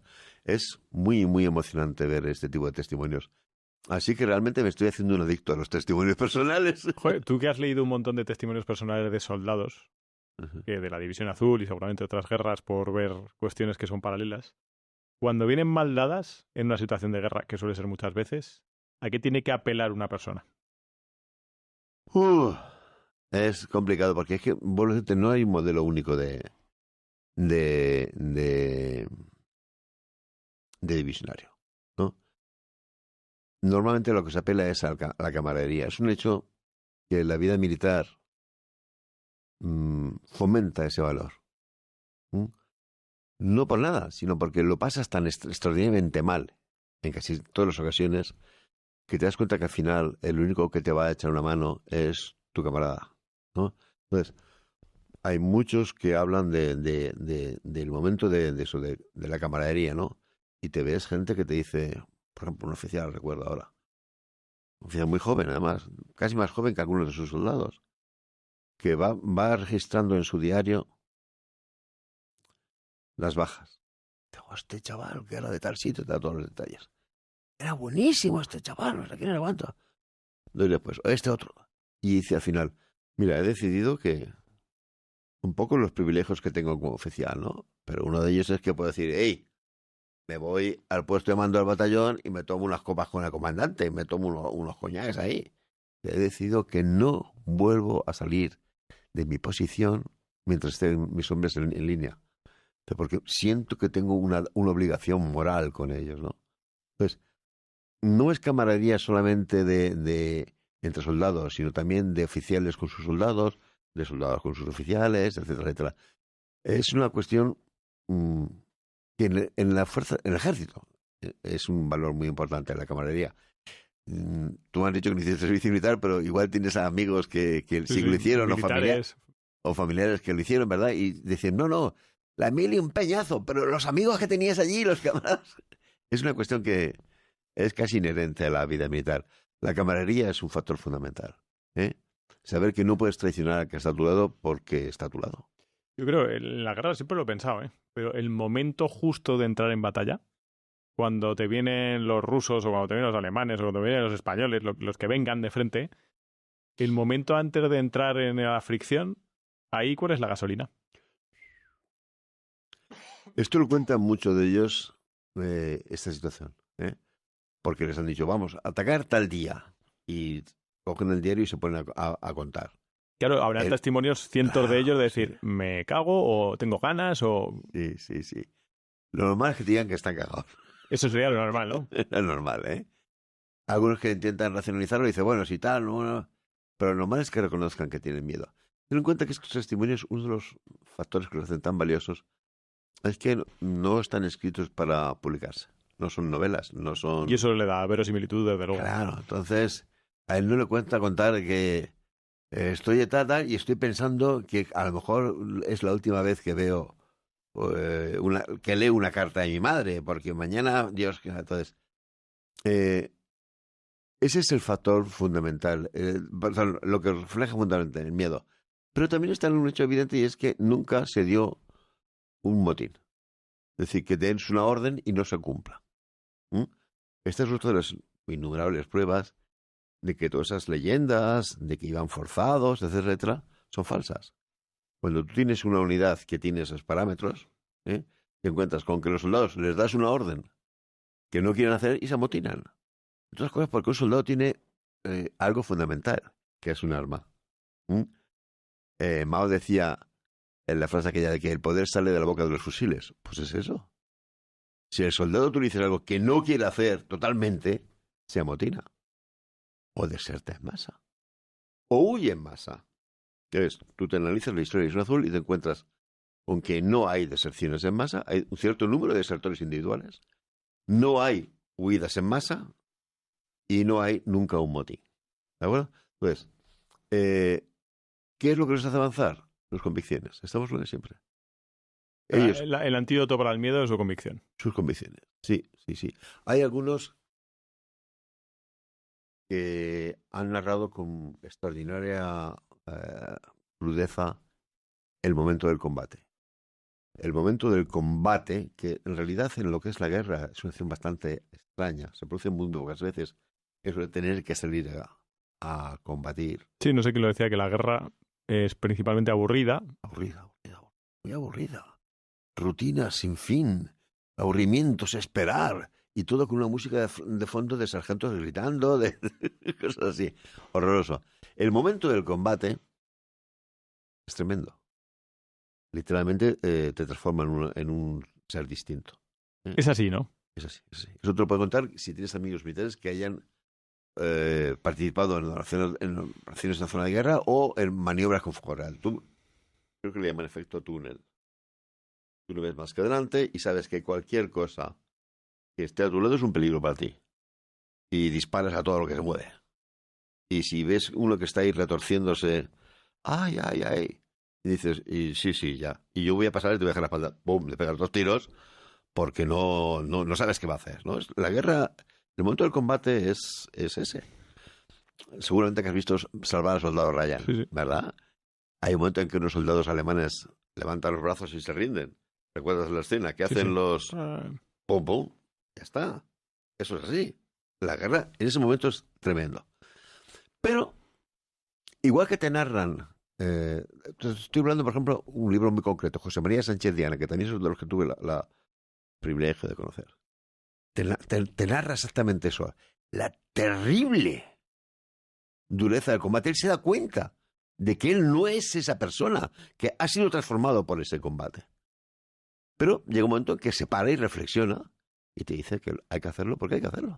Y supongo que algunos lo harían como este hombre y lo asimilaría, pero otros no asimilarían eso. Hombre, siempre hay un porcentaje de gente que va a padecer ya toda su vida, eso se llama el estrés postraumático.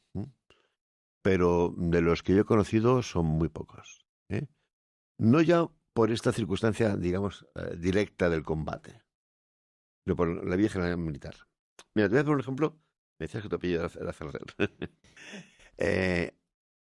Una vez un familiar de un oficial aragonés, Ferrer, Faustino Ferrer, me dice, no contaba nada. El hermano de mi abuelo era Faustino. No vaya a ser que sea, no estuvo en la guerra. Dice, no contaba nada. Y le dije, vamos a ver. Faustino Ferrer llegó a Nikitkino mandando una selección de 32 hombres. Entró en posición con 32 hombres. Cuando sale un mes después, vivos quedan 2. Ha perdido 30 hombres. Ya, 30 hombres a los que conoce. Y los ha visto morir uno detrás de otro. ¿Tú crees que le apetece recordar eso? Nunca va a quererlo recordar. Si tú le preguntas por eso que ha hecho, a él le produce dolor físico. Lo hizo tan bien que llegó a estar propuesto, no se lo concedieron, pero llegó a estar propuesto por la medalla militar individual. Un pedazo de oficial o un pedazo de guerrero. Pero no llega. Después fue, en su vida profesional, un hombre súper equilibrado, montó sus empresas, fue presidente de la Confederación Empresarial de Aragón. O sea, un tío muy... Yo no lo veo como un señor que es víctima del estrés postraumático. Las víctimas del estrés postraumático que nosotros conocemos, ¿verdad? Son estos señores veteranos de Vietnam que han vuelto a su casa, se han cogido un fusil, se han ido a una azotea y han matado a 30. No verás a ningún divisionario que haya hecho eso. Ahora, que les afectara mucho psicológicamente a muchos es normal. Pero pasa mucho en las guerras que hay como un pacto de silencio. De decir, no me preguntéis, eso pasaba con muchos abuelos de la guerra civil y demás, tanto un bando como otro, decir, no me preguntéis de eso. No me preguntéis porque es que lo curioso es que muchas veces estos testimonios que estamos hablando, ahí se desahogan y ahí te lo cuentan. Sí, o sea, esto es como una medicina para ellos, de decir, por Carlos, bueno, que pasa mucho en la vida normal, ¿no? Cuando lo escribes, lo vuelcas intelectualmente de una manera diferente. Hay un testimonio increíble de un señor. Es verdad que te hace como mirarte a un espejo cuando lo vuelcas, ¿no? Sí. O sea, tomas más autoconciencia de las cosas, pero también te desahoga. Hay un testimonio increíble de un chico de aquí de Madrid, que su nieta se empeñó en publicar el testimonio del abuelo y lo publicó, muy bien publicado además. Este señor cuenta un momento en que se suicida uno de su pelotón. Allí, en el frente. Sí. No puede aguantar más frío, más hambre, más sueño, más no sé qué más. Y dice, mira. Y te lo cuenta con todo detalle, ¿no? Como él ve que el tío está... Y cuando cree que lo ha calmado, dice, pues ahora mismo que lo está calmado, me voy y aviso al sargento para que este tío lo evacúen. Y sale de la chabola y se pega, oye, un tiro. Entonces, efectivamente hay gente que no puede aguantar. Bueno, pero tú ves este señor, el que ha padecido esta terrible experiencia. Oye, pues termina la campaña, sigue escribiendo este diario. Lo escribe, es muy curioso porque cuenta tantos detalles, porque dice, mi novia estaba a puntísimo de casarse y se ha ido a la guerra. Yo le voy a contar día a día todo lo que hago para que sepa dónde he estado, ¿no? Entonces, después lo sabemos, porque, en fin, te digo, es su nieta la que ha publicado eso. Fundó su familia, no hace ninguna locura esa de subirse a una azotea y hay algunos de estos textos, uno de los últimos que he estado manejando, que te digo, mira, a mí me ocurre esto y me mandan un psiquiátrico para toda la vida, ¿no? Un señor que está metido, era de transmisiones, está metido en una chabola ahí, esperando, y bueno, los tiros a veces atravesaban las paredes de madera, ¿no? Y el que está a su lado, ¡bum! Un tiro, ¡para! Le vuela la cabeza. Y le salpica el cerebro a él. Se queda. Te puedes imaginar. Porque en una sección de combate, si te pega un tío al lado, dices, bueno, estamos en combate. Pero tú estás sentado y le vuela la cabeza que está al lado. Casi el tío lo cuenta. Pues es que estoy hecho polvo. Pero es que a continuación llega un señor, estaba de transmisiones, estaba en el puesto de mando, un señor que llega a que un arma que se ha encasquillado. Y se la deja al maestro armero, que estaba también en el puesto de mando. Y el maestro armero, al ir a dejar el arma, la golpea, se dispara y le vuela la cabeza. Y él, que estaba al lado, otro cerebro en la cabeza. ¿Eso en un espacio de tiempo de cuánto? En 24 horas. Y digo, a mí me ocurre esto y me mandan a un psiquiátrico y no salgo toda mi vida. Pues no, el señor terminó de escribir su diario, volvió a España y como conozco a su hijo, te puedo decir que llevó una vida muy normal. ¿Que hablaba de eso? Pues no hablaban de eso. Pues es que no se identificarán con esa persona. Es decir, vives 80 años, 90 años, y es un espacio-tiempo muy corto en el que estás en una situación muy... Y dices, yo no soy ese. No. Al final lo hace.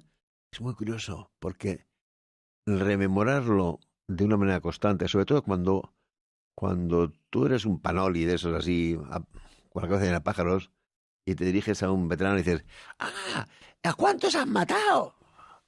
El pobre hombre debe quedarse descompuesto, porque lo primero que piensa es, no he matado a muchos, sin embargo he visto morir a mucha gente, muchos míos. Pero muchos de ellos, la fuente fundamental de estos testimonios son las familias, que se encuentran con que esto lo ha dejado escrito. Él se ha desahogado, dice, quiero que sepáis lo que yo he pasado. Pero lo que no quieren es recrearse en contarlo. ¿Te suena, cómo se llama? No recuerdo el nombre del autor. Tartarín de Tarascón es una obra clásica de la literatura francesa. No. Pues se llama así, Tartarín de Tarascón. Es un francés que vuelve a su pueblo. Después dice él de haber estado por todo el imperio francés, haber hecho proezas y miles campañas, matando leones así a bocados, tal. Y todo el pueblo, ¡oh, Tartarín de Tarascón! Y después se ve que es falso. Se lo inventa todo. Claro, esta gente que habla de eso de yo, suelen ser unos fantasmas. Los que de verdad han hecho cosas se lo suelen callar. Lo dejan por escrito, a lo mejor, por el desahogo, el fenómeno del desahogo, y para que se sepa qué han estado haciendo. Pero no, hablar de eso en una conversación. Hombre, a mí algunos hijos me han dicho, ¿y cómo sabes tú eso de mi padre si a mí no me lo ha contado? Y digo, mira, Antonio, porque tu padre sabía que a ti esto no te importa en realidad.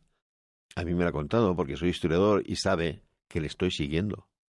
Y que cuando me dice, y entonces llegamos a Sapolge, ya, cuando el golpe de mano del 31 de julio, y yo te digo, sí. Pues, al saber que tú sabes de lo que te está hablando, Coge el hilo. él coge el hilo y dice, este señor me va a entender.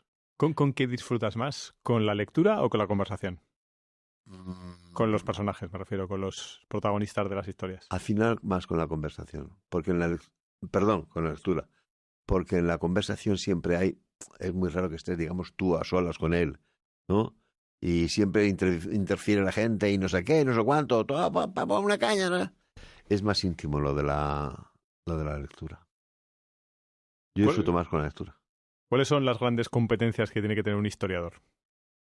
¿Para escribir sobre esto? Sí, o sea, para conectar puntos, para... En este caso, si estamos... Bueno, por cierto que yo he trabajado varias líneas de investigación sobre Visión Azul y tengo libros que son, francamente, entre tú y yo, para frikis. Hombre, es que tengo... para muy cafeteros, ¿no? Que se sí, para muy cafeteros. Es decir, libros donde describo cada cuántos fusiles y cuántas ametralladoras y cuántas pistolas tenía cada compañía. De ese nivel, de friki. De ese nivel. Entonces, claro, esto lo ve una persona normal y dice, este tío está como una cabra, ¿no? En cambio, este tipo de libros son más humanos, más asequibles. Entonces, ¿qué tienes que tener para manejar esto? Saber muy bien la historia de Azul, con mucho detenimiento. Porque, no pocos, son muy pocos, pero yo he encontrado intentos de falsificaciones. De hecho, uno de los libros más famosos de Visión Azul se llama Berlín y Vida Muerta, de Miguel Ezquerra, es una falsificación completa. A ver, repite el título y el nombre. Berlín a vida o muerte, de Miguel Ezquerra, es una falsificación completa. Los testimonios la atestiguan. No, todo lo testigua. Pero es que tenemos una imagen de la guerra que después de todo está formada por las películas de guerra, donde disparados sin parar y constantemente la gente cae muerta, racimos y cosas de estas. Y casi que es lo que la gente espera.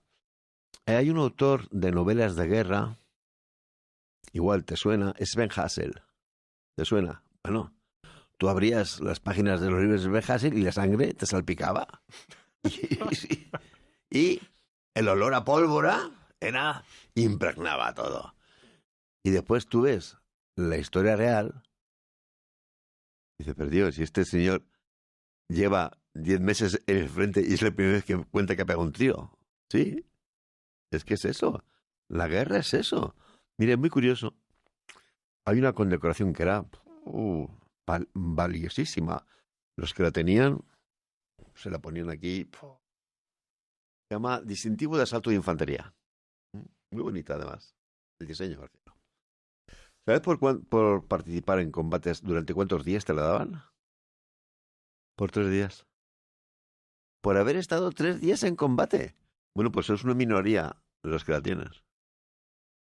Si tenías otra que se llama el pasador de combate cuerpo a cuerpo, que era por 15 días ya, olvídate. Tú pasabas por ahí y todos los soldados se ponían firmes y te saludaban. Entonces, no es así la realidad. La realidad es mucho más de el aguantar ese día a día.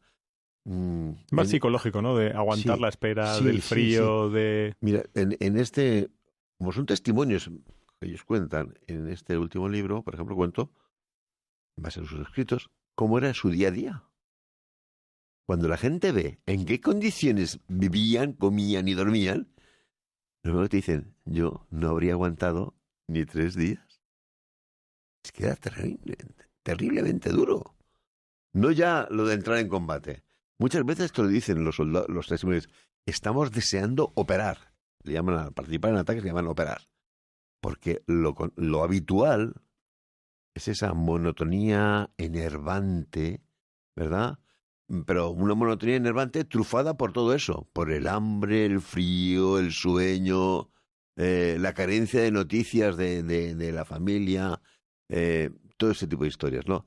Y ese desgaste psicológico de que sin hacer nada realmente increíble, un día muere uno, otro día a otro lo hieren, otro día a otro es baja por congelación, otro día, etcétera, etcétera, ¿no? Es un desgaste tremendo. Mira, antes hablábamos del frío, ¿verdad? Y uno piensa, en los efectos del frío serán las congelaciones. Pues hombre, evidente. Te he dicho, sí, pero hay más enfermedades pulmonares que congelaciones. Pero ¿sabes lo que tenían miedo sobre todo los mandos? El abotargamiento que te producía el frío. Los soldados se quedaban. ¿Hola? Sí, la tensión que te produce el frío, Sí, que te quedas tenso. sí, agotados, totalmente agotados de simplemente de sobrevivir al frío. Y gente que en condiciones normales ellos tenían etiquetadas como gente dispuesta, gente entregada, gente valiente. Es, es una madeja estás en una madejita ahí. Ese efecto psicológico, curiosamente, era lo más peligroso del frío. La pérdida de interés por todo y diciendo, voy a concentrar toda mi energía psicológica, fisiológica, en tratar de sobrevivir. Porque esto no hay quien lo aguante, ¿no? Entrevistamos hace ya un tiempo a Carlos Pauner, que es uno de los españoles que ha subido los 14 8000. Uy, por Dios. Y estuvo 3 noches a más de 7000 y pico metros solo, con un crampón roto, y sobrevivió. Y decía, esto no es una lucha del más fuerte. Contaba una historia que había dejado un amigo que era mucho más valiente que él en el sentido de mucho mejor preparado, físicamente era un portento, y dijo, no puedo más, me quedo aquí sentado. Y lo tuvo que dejar a un amigo suyo de tiempos. Dice, la cabeza gana cualquier facultad física. Sí. Conozco historias de esas porque aunque ya hace tiempo que no practico, yo he hecho también mucha alta montaña. No he llegado a ningún 8000, pero una vez estuve atacando un 7000, el pico Lenin en el Kirguistán. Y sí, eso es tremendo. Ahí es donde te das cuenta de que lo que funciona es esto. Carlos, ¿en qué medida es importante la motivación en la vida, ya no de un soldado? Fundamental. Mira, tenemos un personaje de la cultura popular, ¿verdad? Asterix, que se cayó en la pócima esa, ¿no? Y el pobre Obelix, y por tanto siempre valiente, y el pobre Obelix que quiere que le den la póliza. Bueno, esta gente no tiene ninguna pócima. Ni se habían querido una polícema, ni les daban una pócima. Es más, muchos de ellos no tienen, digamos, una instrucción adecuada para este combate en condiciones tan dramáticas. Luego, es la voluntad. Es la voluntad. Es las convicciones. Es la fe en las ideas que tienes. O sea, esa es la diferencia entre un humano que es capaz de conseguir sus objetivos y el que no. Sí, efectivamente. Yo estoy convencido de ello, vamos. Y lo digo entre otras cosas porque también, ya digo, he hecho alta montaña y me he dado cuenta que ese fenómeno también funciona. Y también lo veo, bueno, he sido profesor en mi vida, ¿no?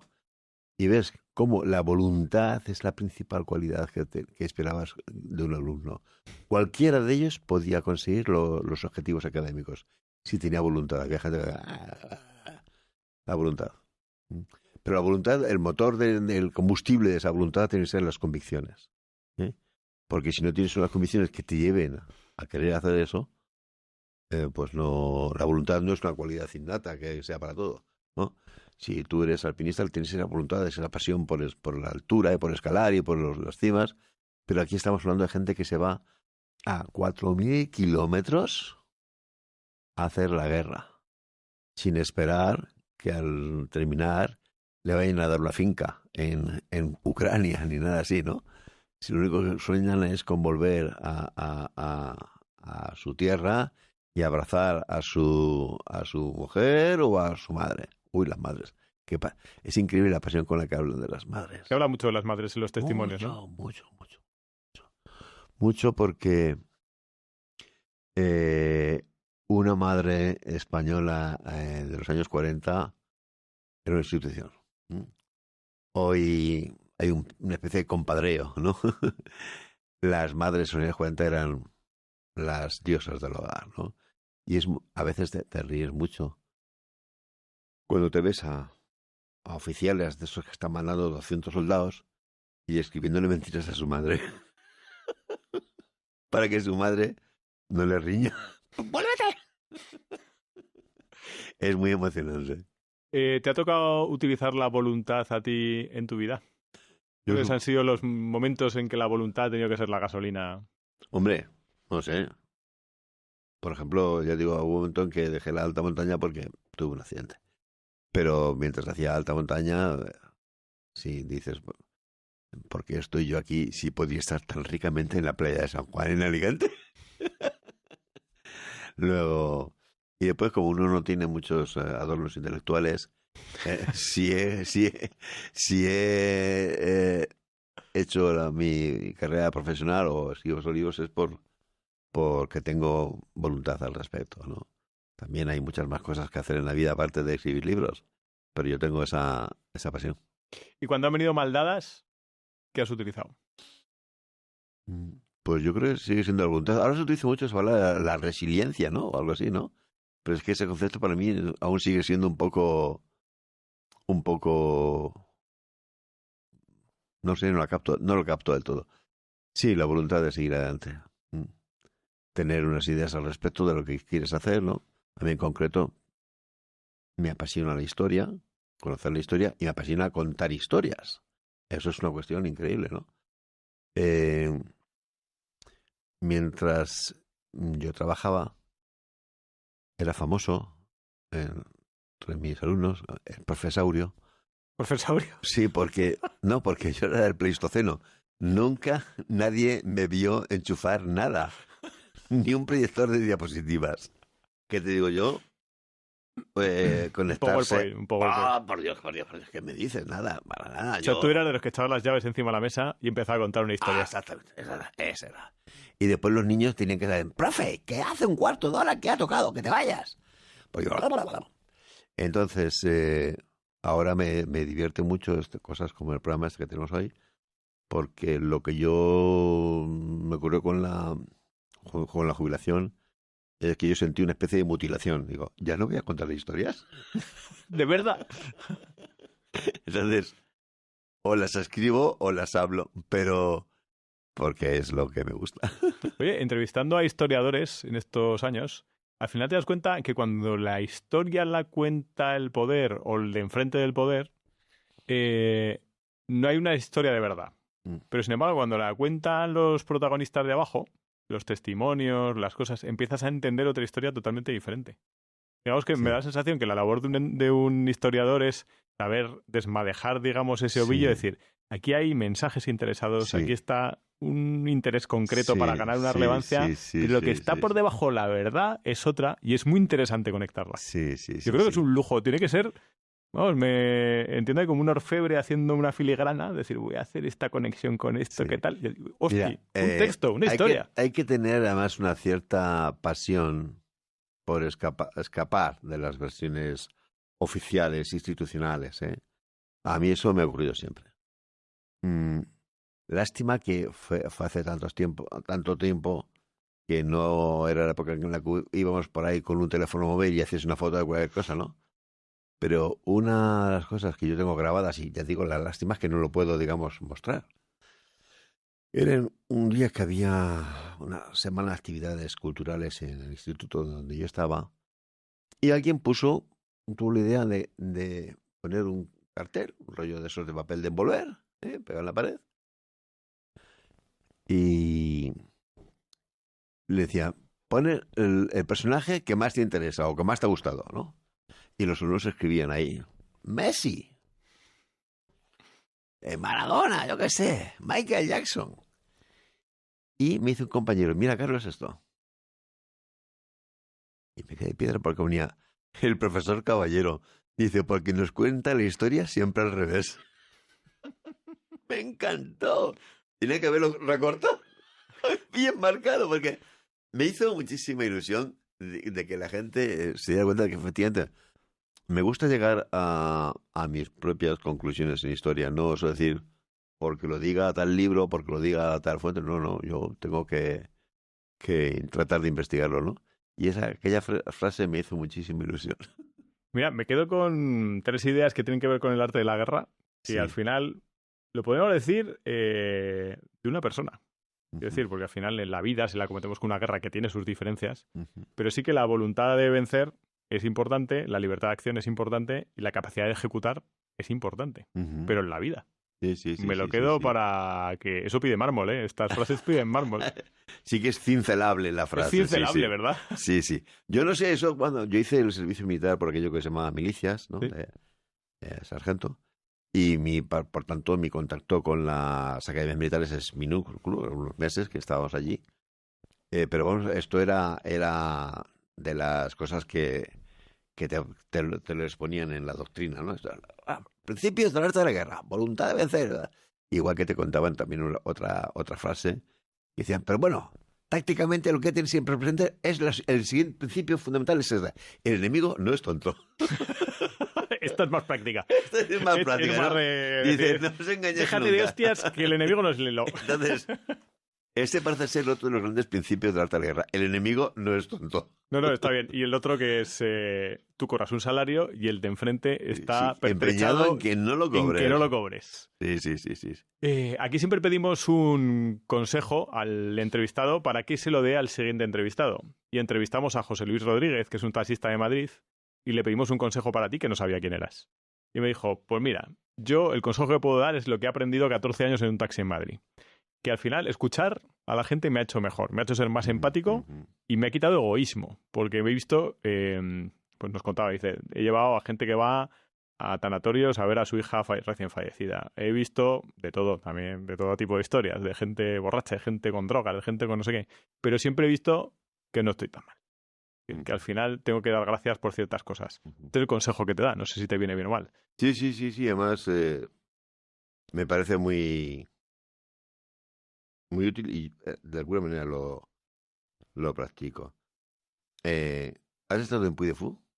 No, pero tengo que ir, porque Bueno, me lo han dicho varios bueno. compañeros hace un mes que tengo que ir a Puy de Bueno, te Fou. lo digo porque estuvimos hace poco y venía con mi mujer conmigo una amiga suya. Y se sorprendía porque yo estaba básicamente callado. Pero es que no sé qué, que no sé cuánto. Digo, no, no, es que a mí me gusta escuchar. Ella pensaba que es que o yo me estaba haciendo, era un día que hace mucho calor, o me encontraba mal, o... ¿Qué? A mí básicamente me gusta escuchar. No me gusta... Hay momentos en que digo, bueno, ahora voy a hablar de mi tema en concreto, y sí, sí, pero en condiciones normales prefiero escuchar que hablar. ¿Eh? Y igual que, no sé, me acuerdas también, más hacen aprender es viajar. Viajar. También es otra. Leer y viajar me parecen las fuentes fundamentales del conocimiento y también escuchar. ¿Qué consejo le das al siguiente entrevistado o entrevistada que no conocer de nada sin trampa ni cartón? Madre mía, menudo apuro. ¿No os avisa? No sabría decirte, no sé por dónde empezar. Nada, que pongan pasión en lo que estén haciendo. ¿Va bien? ¿Va bien la pasión? Sí, sí, sí, sí, sí. Es fundamental, creo yo. Carlos, nos encanta ejercer la gratitud, por eso te doy las gracias de haber venido. Pero ¿a quién le debes más gratitud en tu vida? Creo que es de cajón, padres. Sí. Sí, porque siendo, digamos, de un grupo social modesto, eran maestros de escuela, nos sacaron adelante a 7 hermanos, ¿Sabes? ¿eh? Privándose absolutamente de todo para nosotros. Entonces, por comparación con padres, o casi que diría que con los padres de esa generación, todos los que hemos venido después somos unos monstruos de egoísmo y de golatría. Sí, sí, indiscutiblemente a mis padres. Carlos, muchas gracias por haber venido a Morir de Éxito. Muchas gracias por invitarme y encantado de haber pasado un rato tan agradable.